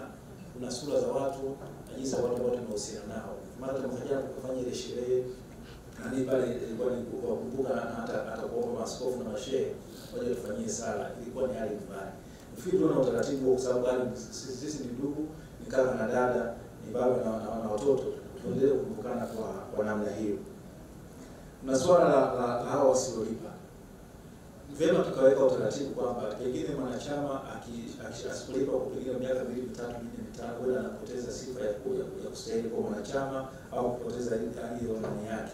Ile ndio tusaidia ile, alafu na kama kuna utaratibu mzuri kabisa wa rekodi za, ndio maana kuna umuhimu kwa kufanya kazi pale wa kuweza kutunza hizo kumbukumbu na kuweza kuziwanisha kwamba nani yuko hai nani sio hai, kama mwanachama wa DTF. Yaani kama wewe mwanachama wa DTF ambaye uko hai umelipia kule udaivi, na wengine ni kwamba wameacha miaka 5, 6 hajawahi kulipia, baadaye pengine anakuja kuendelea, unakuta haifanya. Nimezungumza na watu wa serikali, ni vyema tuangalie namna gani basi kwa mwanasheria mkuu na watu wengine kuwadai zile fedha wale watu walikuwa mawakili walikuwa bado wa serikali au walipi, na sehemu kubwa unazungumza watu 1700 na sio watu wachache. Kwa hiyo hesabu ile ilifanywa mwaka 2018, tulikuwa pale na utumiaji, kwamba nilizungumza kidogo. Hesabu ilifanywa mwaka 2018 ilikuwa inajumuisha mawakili zaidi ya 6000. Au sio 7,000. Kwa hiyo lipa ndani ilikuwa ni 4,000 na. Kwa hiyo mwisho wa siku ile fedha ile inatarajiwa kwamba itapatikana moja kwa moja kwa kuweza kulipa 400,000 kwa mpigo, ilikuwa ni kwamba haikupatikana, na ilikuwa shida ni hapo. Ndio maana tukaenda tukakopa wapi? Tukakopa DATF. Nilikuwa vice president. Baadaye tena mimi na mzee Poki huyu hapa tumekwenda kukopa kwa Mkutano na Profesa Kanywanyi zile 124. Wakati huo ni kwamba mkandarasi anadai vibaya sana. Mpaka mmoja tunaamua kuondoa kwenye uongozi kwamba mkandarasi tumuondoe. Yaani kwamba tumlipe huyu kwamba tubaki na DATF. Ilikuwa ni hali mbaya sana. Lakini kwa sababu unarudia kwa wanachama kuambia fedha hiyo haijapatikana yote. Kulikuwa na shida kubwa sana. Kwa hiyo ile kulikuwa na hukumu ambayo kwamba tumuondoe mkandarasi tubaki na DATF. Ni kweli kabisa DATF lazima tumlipe. Tukaanza ile orodha ya kuwatangaza watu ambao wanatakiwa kuendelea practice. Wako zaidi ya 1,000 na tukatangaza hata majina, tushirikiane na dirisha na jaji mkuu atoe hiyo orodha ili mwisho wa siku aseme kwamba anawaondoa katika orodha ya uwakili. Hata licha matishio ya wengine watu hawajalipa. Kwa hiyo kuna hivyo. Sasa ni kwamba tuwekeane utaratibu kwamba huenda wewe hujalipa DATF miaka 2-3 unapoteza sifa ya kuendelea. Kwa hiyo lazima kuwe mwajiriwa wa TLS mfanya kazi ambaye anaangalia hizo report au vinginevyo kuweza kukumbusha mtu na kutumia email, wewe umepoteza sifa ya kupata nini mafao ya DATF. Kingine kuna swala la President, naomba nikupatie sekunde 30 kwa sababu nimeshakupa zaidi ya dakika 5. Sasa yaani ndio na habari nyingi zaidi kwa sababu ya jinsi hapo nilikuwa na niko kwenye taasisi hii. Sawa. Nadhani zinasaidia kuondoa matatizo mengine. Swala nyingine ili kuunganisha DATF na welfare ni kweli lazima tufikirie vizuri. Hajana kumbuka kwa tulikuwa tunaanzisha ile Emergency Relief Trust Fund. Tulitegemea ingeweza kuendelea lakini haikuwa nini. Kuna swala la wale mawakili hata insurance hapa ndani haiwezi ikawakaba. Tunawasaidiaje hao watu mwisho wa siku? Mko tumechangisha jana kupeleka watu India. Kwa sababu mwingine kumsaidia na figo. Ilikuwa zaidi ya milioni 50 mwingine alikuwa milioni 100. Mke wa rafiki yetu wakili mwenzetu na mwingine ni wakili mwenzetu hana fedha hapa Arusha. Hadi shilingi milioni 100. Ikaonekana kwamba kuna haja ya kufikiria namna sisi wenyewe mawakili kusaidiana moja kwa moja kama katika mchango wetu tunavyoisha na residence zetu. Ni swala la msingi sana. Leo unajua ni imara, sio imara kesho. Wala hujui. Lazima hicho kitu kifikiriwe sana. Hii insurance hapa inaweza kuwa ni muda mfupi. Sawa. Kuna viongozi wa TLS wanapata shida kubwa sana, mimi nilipata. Wanafamilia hawamjui kiongozi wa DATF, wanamjua kiongozi wa TLS. Ndiye atakayepigiwa simu, rais pesa ziko wapi? Hata wanachama wa TLS wenyewe hapa ambao hapa akitokea msiba anayempigiwa ni rais wa TLS, makamu au nani, tunaomba fedha za marehemu. Na hali inakuwa ni mbaya. Tunakwenda pale tunaahidi hivyo kwa sababu hata tulikuwa tumesema taratibu mwaka jana sikuwa unaendelea. Hata mtu wa DATF kuwa na shada na nini kuzika yote haya. Lakini mwisho wa siku ni kwamba tunatakiwa kuweka mfumo mzuri wa DATF kwamba mnamfanya kazi na watu wengine ambao wanawajibika. Ndio swala hilo la msingi sana, tusiendeshe kienyeji. Hivi ni taasisi kubwa, basi tuna rasilimali za kutosha, haimaanishi kwamba tuongeze watu wengi ambao watahitaji, lakini tuifanye iweze kufanya kazi vizuri zaidi. Sawa. Kuna swala la fedha soko na mahakamani. Tulianza kulalamikia fedha zetu. Nilipokuwa kiongozi, tulikuwa na azimio limekuja hapa tupiganie. Mimi nilikuwa nashauri hata uongozi wa rais uliopo kwamba tusikubaliane na kusema tumeomba Rais Magufuli mmoja alisema hivi. Tunaomba serikali na sisi tukae kwa pamoja. Tuweze kuhakiki kiasi gani TLS inaidai serikali. Ikifahamike kabisa TLS inaidai serikali shilingi ngapi? Tumeanza kulipa fedha nyingi ile kuanzia miaka 2000. Mimi kwa hesabu zangu haipungui zaidi ya shilingi bilioni 7 tunadai serikali. Zile fedha za julisha. Ni vema zikaingia kule kama na sisi tunapanga orodha kule hazina tunadai na sisi tuwe wadai kule. Ni masuala ya uhakiki, tuanze watatuambia wanaweza kiasi gani kulipa kidogo mpaka mwisho wa siku tuweze kupata fedha zetu. Haimaanishi kwamba lakini ni njia ambayo inabidi tuifikirie kwa makini, tusiachie ba ile fedha isipotee. Walimu na nani tunakumbuka wanaendelea kudai, watafuta sheria wanaendelea kudai. Na sisi tuingie katika orodha ya watu wanaodai, tuweze kudai fedha yetu. nadhani sio swala la kuachia. Kwa hiyo mimi nilikuwa na hayo, ninapenda kuwatia moyo zaidi kwamba ningependa sisi tulipe. Sasa tuangalie wanachama tunalipaje, tunaje manake tuongeze hata kwa upande wetu au zile ambazo tulipunguza mwaka jana au vinginevyo. Swala ni kwamba tuangalie tunazopata hizo fedha. Ni vyema tufikirie, je, kuna chanzo kingine tulicho nacho ambacho tunaweza tukapata fedha tukazilipa au kuna kwamba sisi wenyewe sasa tunalipaje hizo fedha. Wale ambao tunawadai tunasema tuwapate, wengine hawataki kulipa, lakini wale wa serikali tukiwapata, wale mawakili wa serikali ambao hawajalipia michango yao mingi sana ya miaka mingi. Tena niliwafuata mimi mwenyewe nasema hii ya nyuma sahau. Lakini tuna mwanasheria mkuu ambaye alikuwa jaji kiongozi, alikuwa anaelekea kutuelewa kwamba hawa watu wanatakiwa kwanza watakiwa kuhudhuria hapo mkutano. Baada ya kuwa mkutano wao wapi? Hapa Rush Gani. Unajua wiki nzima wamekuwa wako Rush Gani pale. Watu sio jema. Ni kweli vema kwamba wale watu walazimishwe kulipa malimbikizo yao ya madeni. Tunawadai wale ukipata watu 1700 wa serikali ambao tunawadai fedha, ni chanzo kizuri sana cha sisi kuweza kulipa madeni yetu haya. Asante. Asante. Basi tuchukue maswali yale yaliyobakia, nadhani yalikuwa mbaki maswali mawili. Na sasa karibu mama. Asanteni sana trustees, kazi nzuri na challenges na proposals. Naenda kwanza kusupport jina hiyo ya welfare, sio kwa sababu hiyo ni welfare fund, ila kwa sababu kuondokana na distasteful whatever hiyo kina ukakasi kwa ajili ya ukakasi wake. Lakini hoja ya kutumia pesa kwa ajili ya benefits zetu tukiwa hai is wrong. Italeta migogoro ambayo hatutaweza kuifikia. Tuko wengi na amount yenyewe haitoshi. Hapa tumeambiwa kuna wakati walishindwa kulipa, kwa pesa zile hazitoshi. Lakini tatizo ni kwamba welfare ipi? Unapochukua life insurance cover kwako ambao we take for ourselves na staff au watu wengine wanaochukua wenyewe wanapopenda, haina maana kwamba utazipata ukiwa hai.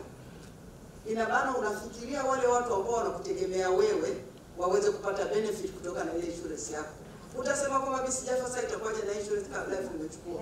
So I think this should not go there. Tusiende huko. Alafu pili, amezungumza sana vizuri former president kwamba kuna watu wanashinda tuwachangia. Ni kwa sababu ya responsibility. Na sisi hatuwezi take responsibility kwa watu ambao hawachukui responsibility. Kuna bima za bei nafuu, watu hawachukui. Zimetangazwa hizi bima za MO ambazo sio gharama kubwa, watu hawachukui. Kuna NHIF ambao hata wapi ile kuchukua hakuna. Akipata tatizo of course kunakuwa na huruma. Lakini bima watu vile ni kwamba because you mismanage yourself, you expect me also to mismanage my affairs. That is not fair. Kwa mimi nadhani kwamba hii fund ibaki na objective yake ya awali. Ni ya kusaidia msiba, ilikuwa inatokea msiba, advocate amefariki, inakuwa thoroughly embarrassing. Which means pia trustees inabidi kama kuna taarifa mapema, wajaribu kuwa mapema sana kuwafikia wale ambao watahitaji ile service ambayo ile tumepele support ambayo tumesema.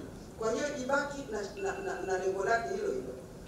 Uchangiaji lazima tuweke lifetime limit kwamba wewe kama hujachangia kwa miezi 6 na wewe ulikuwa hujachangia zaidi ya miaka 10, you lose the benefit. Nimechangia 35 years tangu tumepropose fund. Kama mimi default kwa sababu labda si practice tena na umri wangu nimeshachangia miaka 35, I should be able kusema sasa nachangia kwa hiari. Sio kwamba tena nachangia mandatory. We've got to have that kind of rules. Amezungumza dada Jesse kwamba tuje kuwa na regulations chini ya trusteeship, ambazo one of the regulations ndio hiyo moja, kwamba aliyechangia zaidi ya miaka mingi, kwa sababu if I die today I get the same benefit na yule aliyechangia tangu mwaka jana na yeye akaondoka inakuwa the same benefit. Kwa lazima tukumbuke hilo kwamba kuna mtu atakuwa amechangia muda mrefu, akifika that point lazima apate benefit. Kwamba sasa wewe utachangia kwa hiari. Wewe sasa mtaona. Ni jambo ambalo linawezekana. Halafu sasa kwenye fund management amezungumza mtu mmoja which is very important. UTT wametuzungumza and trustees wish to contact UTT. They support they manage this kind of funds. Na kuna kwa na interest rates kubwa sana kama ukiweka nao. Kwa hiyo ni jambo pia la kuweza kufuatilia. And then kuna issue hii ya ile resolution ambayo tulipitisha, wengine wakafanya hakutaka kuchangia. Mimi nadhani tunapokuwa ni watu ambao na heshima zetu, tukishafanya maamuzi tuyatekeleze, lakini pia council tunaomba council hiyo inafuatilia yale maamuzi yetu. Na yule mtu ambaye kutekeleza achukuliwe hatua, kama ni kwenye fund ajue kabisa na andikiwe barua, you will not get benefits. Ajue na au tu name change, kwa sababu hatuwezi kufanya maamuzi alafu yale maamuzi tusiyatekeleze tukasema kwamba imeshatoka basi tusamehe. Hizi pesa mimi nadhani ni lazima zirejee kwenye ile trust fund, lakini tujue kwamba maamuzi yetu sisi ya kupunguza subscription fees iliyotokana na election promises yamepelekea hili tatizo. Tumelijenga sisi wenyewe, tutafute namna ya kulitatua. Kama ni leo tutaweza kuamua jinsi ya kulitatua au kesho, tufikirie. Lakini kama tunasema kwamba subscription fee ambazo tunazipunguza sisi, na watu wanapofika kwenye subscription za Tanganyika Law Society ni kelele. Na waambie kila siku ataongea nao. Kwenye michango ya harusi unapewa limit ya mwezi mmoja, wana raise milioni 100 plus. Ikifika za TLS hatuna pesa punguza. It's so wrong. Kwa sababu bila sisi kutake responsibility, tunachangia kiasi gani kwa mwaka? Can you tell me how much tunachangia kwa mwaka? Mawakili wote. How much is it? Naomba mtu aniambie kwa mwaka kiasi gani? How much? Shilingi ngapi tunachangia kwa mwaka kwenye subscription? 50,000 kwa mwaka mzima. Au kwa mwezi? 40,000.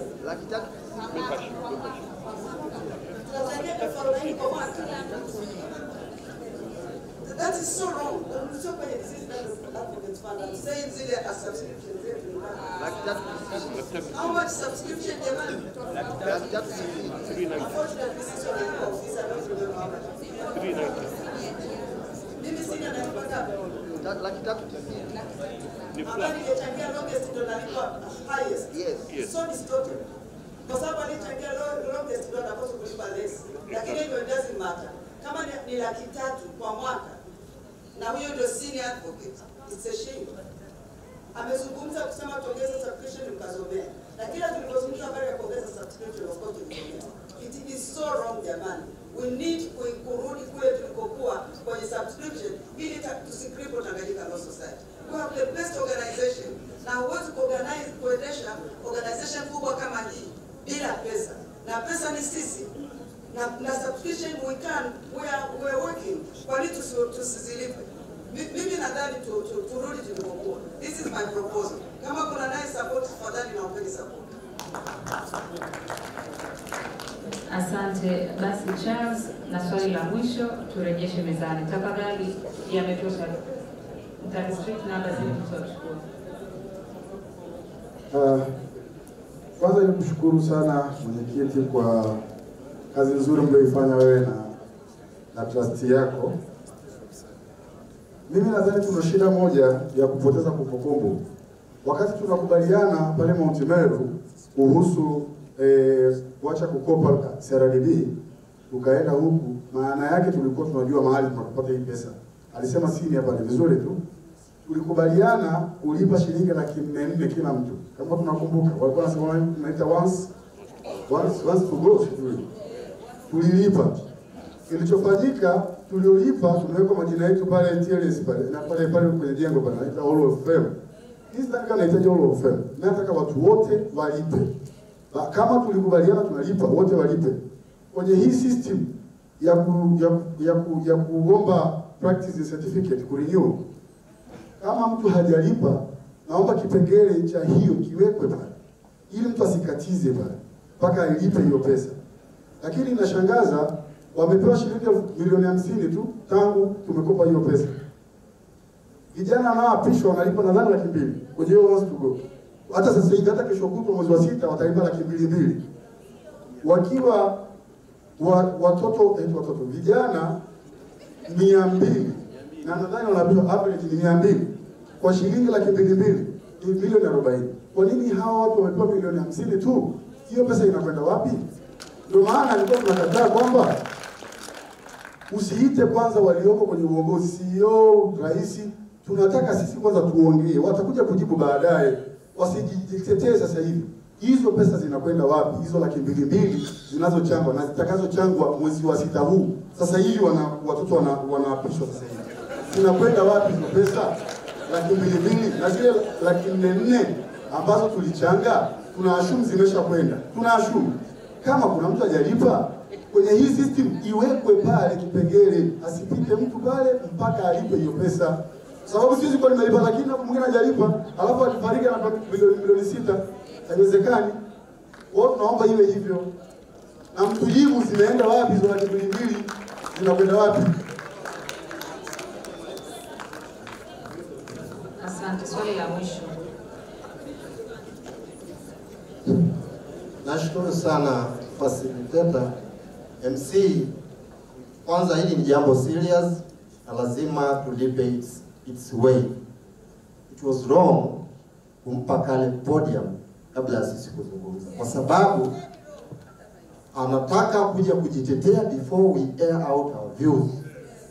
That's one. Naomba uulize swali Sina. Naomba niweke vizuri tu MC, usio na wasiwasi. Jambo la kwanza nakubaliana na mama yetu kusema kwamba asiitwe tena deceased, aitwe welfare, mama welfare. Hilo halina tatizo, lakini na ninyi sasa kama taasisi ambayo iko ndani ya taasisi kwa tafsiri ya wengi, kubali kuwa audited ili sisi tulio nje tuone kwamba tuna kitu kinaendelea mle ndani. That's one. Two, tulilipa fedha za LAC kwa uaminifu mkubwa. Tulikabwa, tulibananishwa, tulikopa, tukalipa hizo fedha. Kwa hiyo kuna mtu amezembea mahali, kama leo kuna mtu anadaiwa fedha zinazopelekewa kuwa 1.4 billion kama jana mzee wa devolution alivyoelezea, mzee Luhia. That's wrong kwa secretariat kwamba kuna watu wanadaiwa hizo fedha. Na namna ambayo secretariat wamezembea katika hilo ni kutusubiria kwenye mlango wa kurenew certificate. Hawakuwa wabunifu kabisa kubuni ni njia zingine zipi ambazo zinaweza kutumika kupata hizo fedha. Sasa mimi nashauri kwamba hizo fedha kwanza zikusanywe bila msamaha, bila excuse, na zikusanywe hivi, watu wawe identified. Ikiwezekana watu waandikiwe barua za notisi. Kwa sababu nasema hivi kwa sababu kuna watu wengi ambao hawarenew certificate. Kwa hiyo kwenye mlango wa kurenew certificate utawapata, lakini ni mawakili, na wakati mwingine hata kama ni non practicing wanapata huduma za mawakili za TLS. Kwa tutafute namna ya kuzikusanya hizo pesa kabla ya kuzungumza habari ya kuongeza subscription fee. That's true. Pili, tumeambiwa kwamba kuna fedha ambazo zimekopwa milioni 500 plus na zimelipwa milioni 400. Maana yake ni kwamba zimelipwa milioni 50, maana yake tunadai milioni 400 karibu na 74. Fedha nyingi sana hizi tunazidai. Kuna nyumba ile ilijengwa inaitwa TLS House. Wakili House. Na nimesikia juzi kwenye Arusha chapter niliuliza swali nikasema, hivi ile nyumba mbona tuliimaliza? Mbona tuna staff kwenye chapter? Why are we lying on our heads on a blended bread? Kwa nini hiyo nyumba sasa tusiambiwe kuna tenants wapo pale wanalipa kodi? Na tukaambiwa there are more than 4 tenants wanalipa kodi kwenye ile nyumba. Mimi nashauri kile chombo cha welfare na coming name ichukue room zote zenye tenants, ianze kupokea kodi kwa ajili ya kupunguza huo mkopo. Lakini tusiambiwe tuongeze subscription fee kwa kwenda kulipa mkopo ambao kuna watu wamezembea kukusanya fedha ambazo ziko tayari kwenda kulipa hizo fedha. Asante sana. Asante.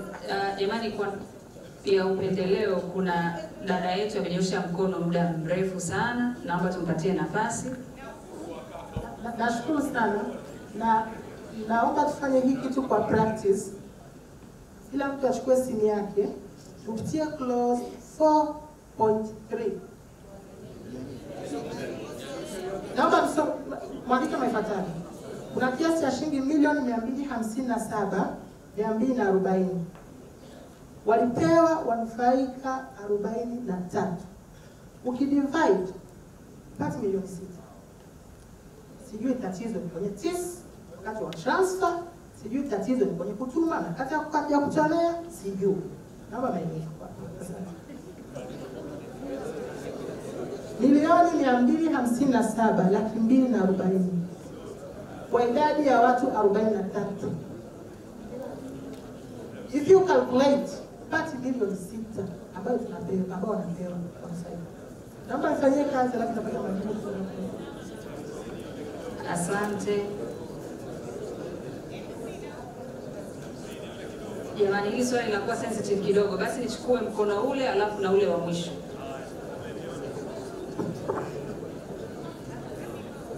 Asante. Naitwa Fatma Saif, ni wakili. Mimi nilitamani kujua kitu kimoja. Wakati tunakopeshwa, kama alivyozungumza rais mwanzoni kwamba tulipewa kindugu, je, huo ndugu ulikuwa una mkataba wowote wa kukopeshana au hakukuwa na maandishi yoyote? What I want to understand ni kwamba je, kulikuwa kuna clause ya in case of default kwamba kama ikitokea TLS anashindwa kulipa hizi hela kwa wakati, walitakiwa kufanya nini?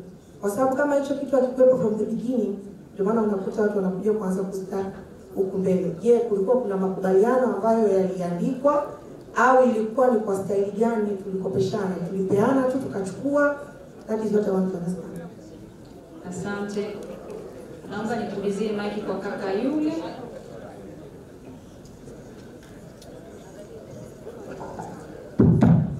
Asante.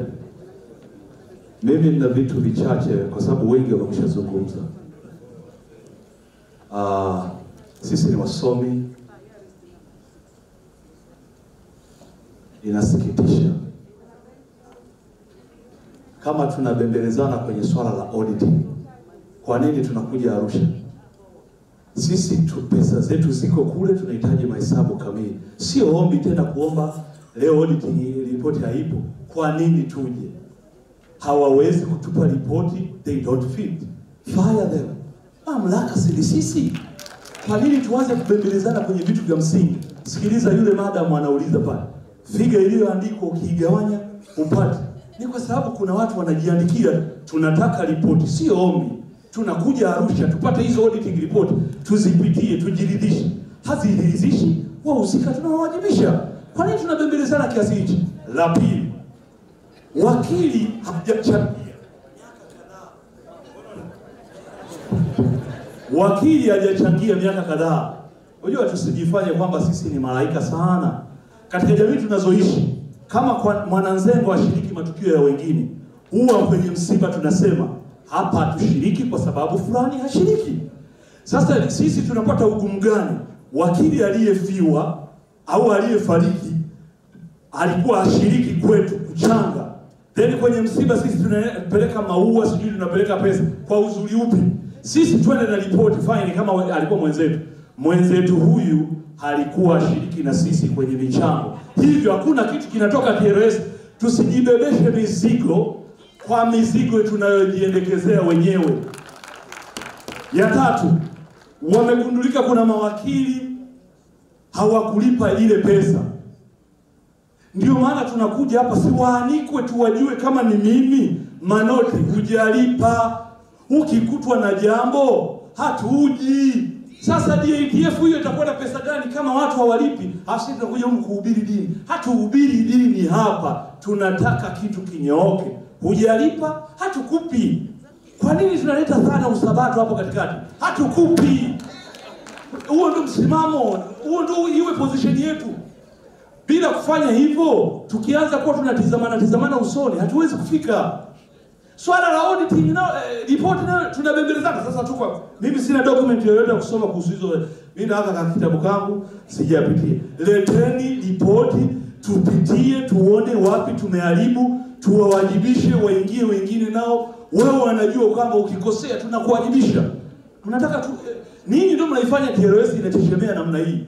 Hamtuletei ripoti, alafu sasa sisi tubaki tu tunaongeongea maneno tu vepa. Na bahati nzuri sisi ni mawakili. Sio wazuri sana kwenye mahesabu. 25 mtu akiongeza kule ikawa milioni ngapi sisi mnataka tuone namna hiyo? Hapana. Hii taasisi ni taasisi dume, imara, inahitaji kwenda imekamilika. Tusibembelezane sana, hatutofika. Asanteni sana. Asante. Basi naomba nirejeshe meza kuu. Karibuni.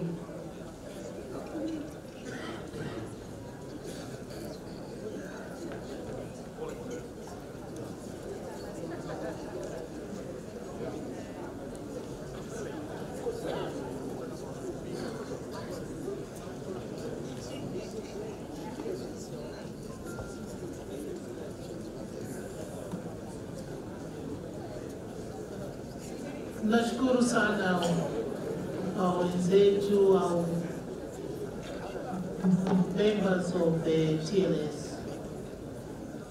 Each of us will react to the points said. But I've opted to say that there are things that are touching us more.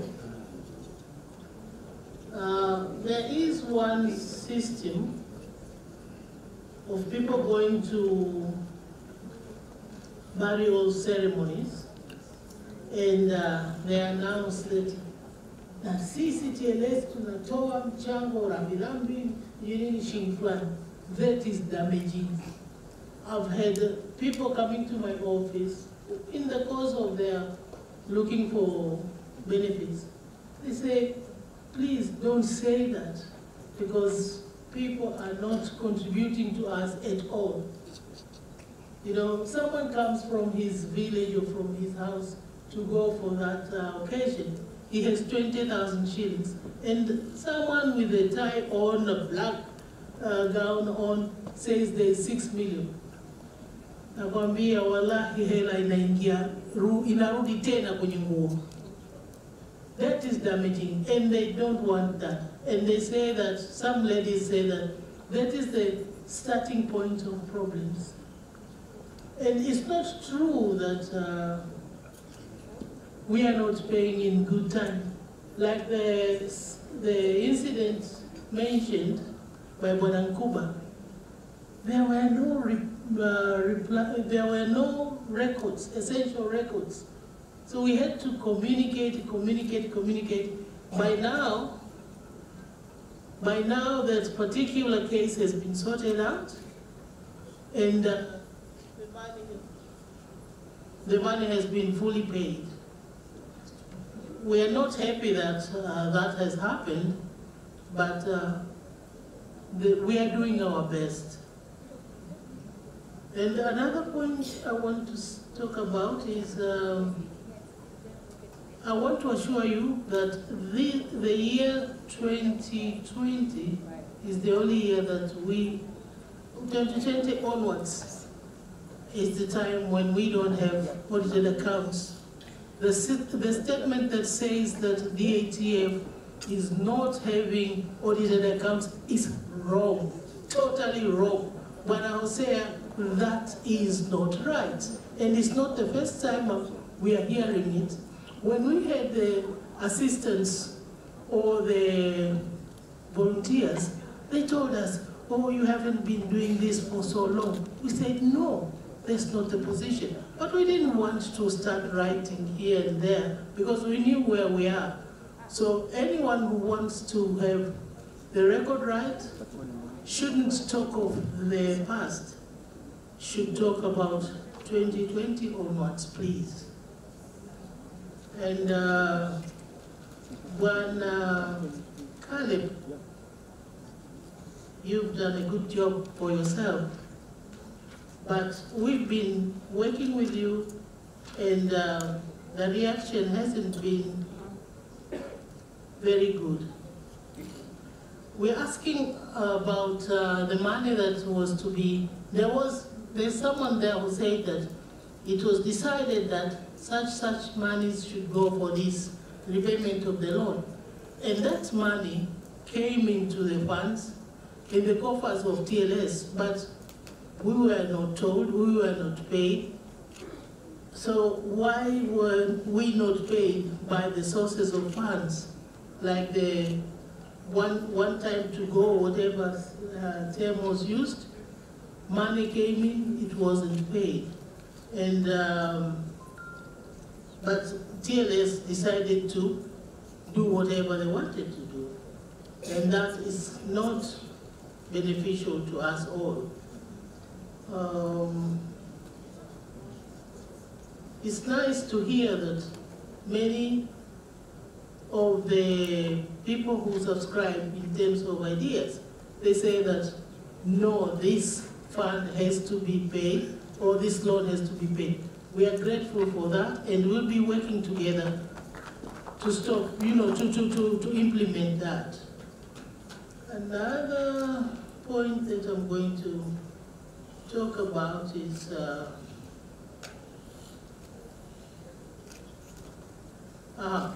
point that money, the intended or the rent to be paid should be paid to us is a good idea, I would say.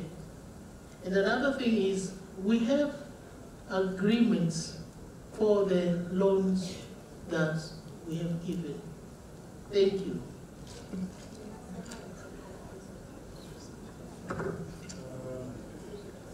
I would also like to shed some more lights here and there. Among the things I would like to talk about, it was from Mr. Caleb, who contributed about us hiring experts with the CPA and so on. Our response is that, we are operating now under the trust deed of 1995, which has got only 2 pages. So much of the administration is done on, I should say, good best practices, wisdom, and this is one of the things which has prompted us to spearhead the changes in the trust deed and the rules, so that, like it was submitted by the chairperson now, we have hired a consultant who has prepared for us a new trust deed, which is very comprehensive, over 20 pages long. In addition to the new trust deed, we have also got a draft rules. So the draft rules and the comprehensive trust deed will make all of the management matters be, I can say, systematically done, including accounting, auditing, finances, management, all of the things. So this is one of the reasons which prompted us to spearhead the changes in the underlying constitutions. And the aim is to bring improvement in the performance. So that answers other comments as well. Another issue that whether we can manage to introduce new benefits like insurance or assurance, we said this is part of our future plans.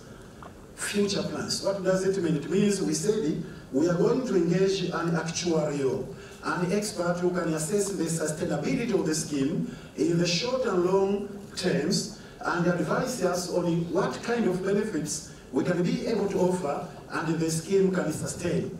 So this is not yet implemented, but it is part of our future plans. Another issue which has arisen, it has been advised here that those advocates who are not paying, why should they benefit? I mean, and here maybe I should say something which some members do not know. When a defaulting member dies, the remedy so far, because I've told you there are no rules.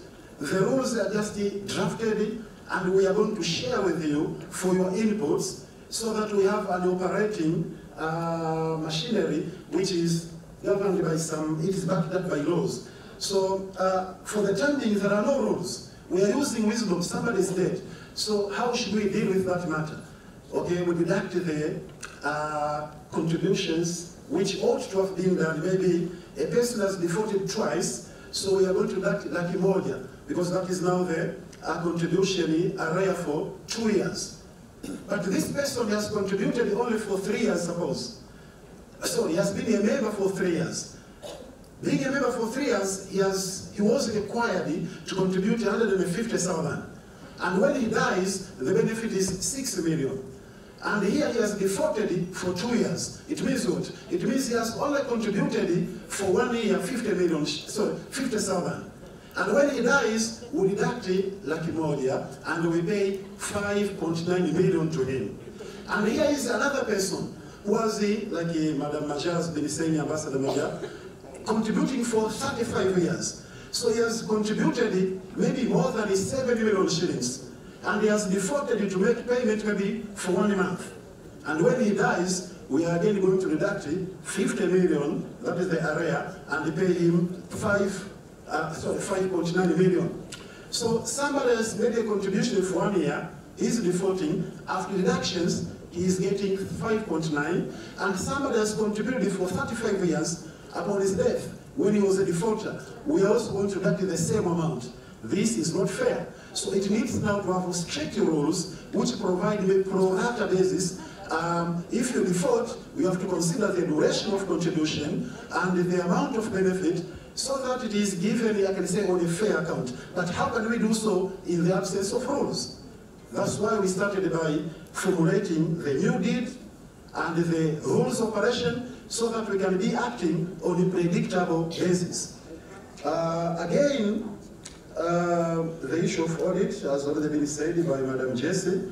It is only from 2020 onwards that we have not been able to give the audit. And this is one of the reasons. We do not have, comprehensive rules. Even how do we appoint the auditor? How do we appoint the accountant? It was said by Mr. Caleb, we are not experts in accounting. But there are no rules. So that's why we found maybe the solution is to put the rules in place. And those rules will regulate even in the financial affairs. If we are going to pay, what is the chain of approval? Who should initiate the payment? Who should approve amongst us? It's not distributed anywhere. So we need the rules. And we have got the draft rules, draft constitution. We are urging you members to go through them, give us your inputs, so that we are running the institution systematically. We accept that the institution has grown so much, and we need to be also systematic in our operations. But what tool do we have to manage us? We need the rules, we need the new constitution. We have got the draft ready, we are going to give to you, giving time to you, give us feedbacks, pass it, and then we are going to have very smooth operations. You will not hear questions about the audited reports and blah blah. They will be strictly regulated in the new rules. I promise you, when you read the draft rules, you will see the issues of finance are explicitly dealt with therein. Another issue that which I also want to talk about.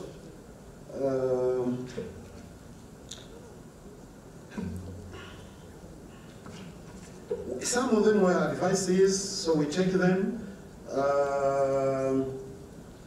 But some of them, I'm trying to see if there is any point I want to talk about and which I've skipped maybe. My colleagues are going to say about them, but there was one remark from TLS management that we have not been able to meet them. We met the vice president of TLS 10 days ago at the TLS headquarters, Madam Gloria Kashmuru, and they said that she was representing the president because the president was not in Dar es Salaam. So when we are called, we are ready to meet. And we met 10 days ago at TLS, and we had governing council members, Dar es Salaam chapter zone representative, and the other people who were there who said that they were representing TLS management. So whenever we are needed, we are available. Professor say, if you need us, just give us a call, give appointment, we'll come. At the end of the day, I just want to give one general remark that we, the trustees here, are going to do all that we can to make sure that the trust is going to operate more effectively. We have found the trust in a good shape financially, and we have found that there are deficiencies in the, I can say, organ structure, regulations which can govern this one. And that's the reason why we have introduced the reforms in the law. So the aim is good, because if we did not want to be accountable, we could have stuck to the old ways of not being regulated. The fact that we are ourselves initiating new laws which will govern us, which will restrict us on our operations, it means that we are transparent and we want to operate systematically. So just help us by approving the text of forgiving recommendations and later on approving the new working tools, constitution or trust deed, as well as the rules. This shows that we have a good will. We are not intending to operate by mazoea. Asante.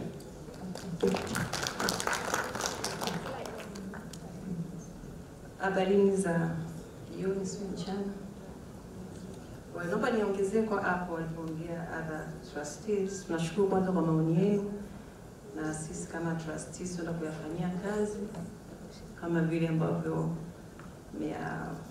tumefanya suggestions. Naomba ni respond kwa maswali machache kuhusiana na 4.1 crores ambayo inasema kwamba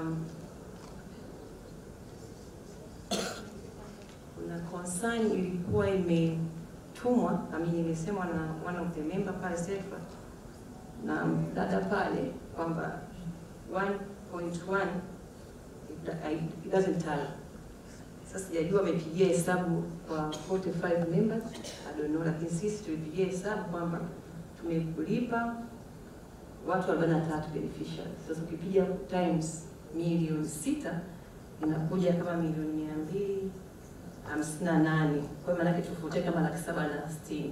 That's why tunasema kwamba tutakuja na hiyo audited report ambayo sasa ita reflect all those payments, lakini hakuna pesa iliyopotea au imelipwa zaidi au imekuwa kidogo, hapana. Na hii inatokana kwamba audited account, kama mnakumbuka kwenye AGM ya tarehe 16 mwezi wa 4 2021, audited account was shared.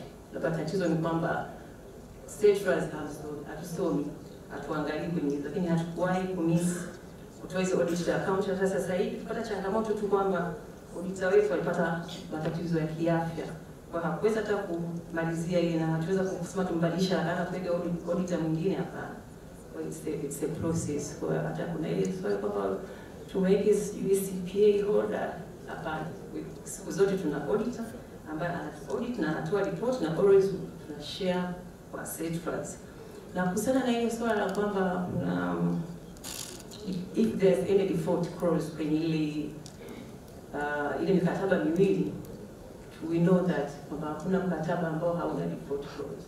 Apart from 10% interest ambao tulikuwa tumekubaliana na TLS katika ile mikopo yetu ambayo tulikuwa tumeextend to them, kuna, kwa sababu sina mkataba lakini I remember kuna clause ambayo inasema in case of default it attract 1% interest, if I can remember well, lakini default clause ipo.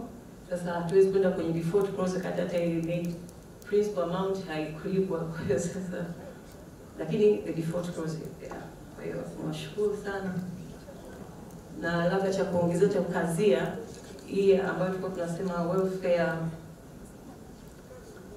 kwamba members insurance, ile insurance mama pale kwa nika concern kwamba mfuko usije disturb ile lengo la mfuko, lakini sisi tulipoona tulipopata vikao vyetu tukaona kwamba wakili sometimes tunaona, especially young lawyers, that kuna baadhi ambao tunawajua hatuwezi kuwatamka hapa, ni kwamba walishawahi kuumwa, wakukuta wakili hawezi hata kutoa pesa kwa daktari au kupata vipimo, hata kupata dawa, those preliminaries. Kwa tukaona kwamba kwa nini hii interest ambayo tunaipata kutoka BOT Maendeleo Bank tukikusanya kwa pamoja, then tuangalie wale ambao members hawana health insurance waweze kupata at least some amount ambayo itamwezesha akiumwa amweze kuona daktari, apate dawa na matibabu ya madogo madogo kwanza akisubiria kupata na nyingi. Kwa hiyo ilikuwa ni elimu yetu ya kusema kwamba it's okay to engage sasa TLS, na tunaanza na council na mimi yes, tulikaa nao tukasema kwamba sisi tutakaa na nyinyi, tutaangalia kama inawezekana hii benefit bila kuathiri lengo la JTF.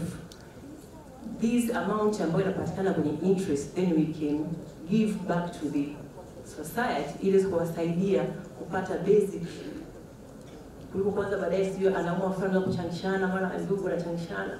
Kwa hiyo umnufaisha akiwa hai kwenye health insurance. Tunajua kwamba hapa kuna watu wengine, kuna other adults wana uwezo, wanajiweza na wana kwenye mashirika yao, kwenye firm zao, wako well off, wanapata hiyo NHF, lakini sio wote ambao wanapata hiyo huduma ya health insurance. Kwa hiyo ilikuwa ni lengo hilo kwamba watu wote waweze kupata. Na vile vile hata ukienda kule NHF, kama mtu already una exist kwenye database yao, there's no way utaweza kupata mara mbili. Kwa hiyo tunalenga wale watu ambao hawawezi kupata health insurance, at least tusubiri mpaka afe.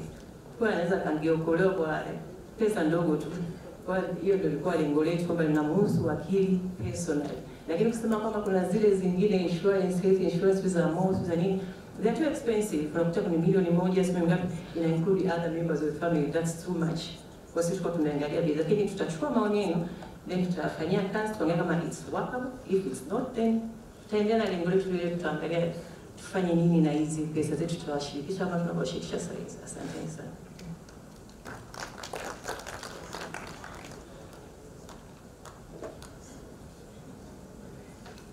Jamani, baada ya hayo naona the message I'm getting in the room, everybody's hungry and we could use a bit of lunch.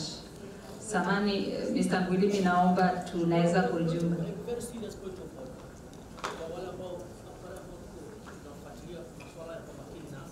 Kuhusiana na governance structures za society yetu. President hapa anasema amewaita kwa maandishi taasisi hii ya kwetu, hawajawahi kukutana naye. Mwenzetu hapa anasema tumewahi kuitwa tukakutana, maana yake kuna yani kwa mimi ukianza kuzungumza vitu hivi ni very serious governance issues.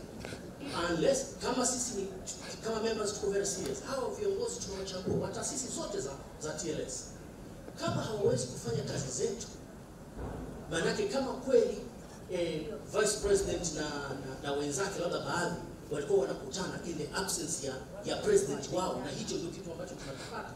Anapozungumza president, mimi kwangu hiyo issue a very serious governance issue, ni kitu ambacho sijui yani sina jibu, lakini naomba ni note as a very serious point of ambayo Mr. President unasema hujawahi kukutana, lakini wao wanasema wamewahi kukutana na vice president na nini. Tunakuwa na governance council ya namna gani? This is very serious. Samahani Mr. President, kabla hujajibu, bibi anahitaji kuzungumza kwa sekunde chache. I don't want to be smeared by anything. I would have been the first person kuondoka yule bwana aliposema kwamba kama wameshindwa kuleta audited report, fire them. I was about. Except kwamba hakuwa na proper information. Sio kwamba tumeshindwa. Report ziko up to date up to 2021. Auditor amefanya kazi, anaumwa, atamalizia, ataleta. That is where we are. Where's the problem? Now, coming to the president, mimi binafsi, I remember more than 4 times mikutano tumeitishana, halafu tunaambiwa umeondoka, umesafiri, tunarishenu. So, where are these accusations and counter accusations coming from? Can we stop there? Asanteni jamani, naomba twende tukapate lunch. Tutarejea baada ya risali moja na kuendelea na mkutano wetu. Karibu.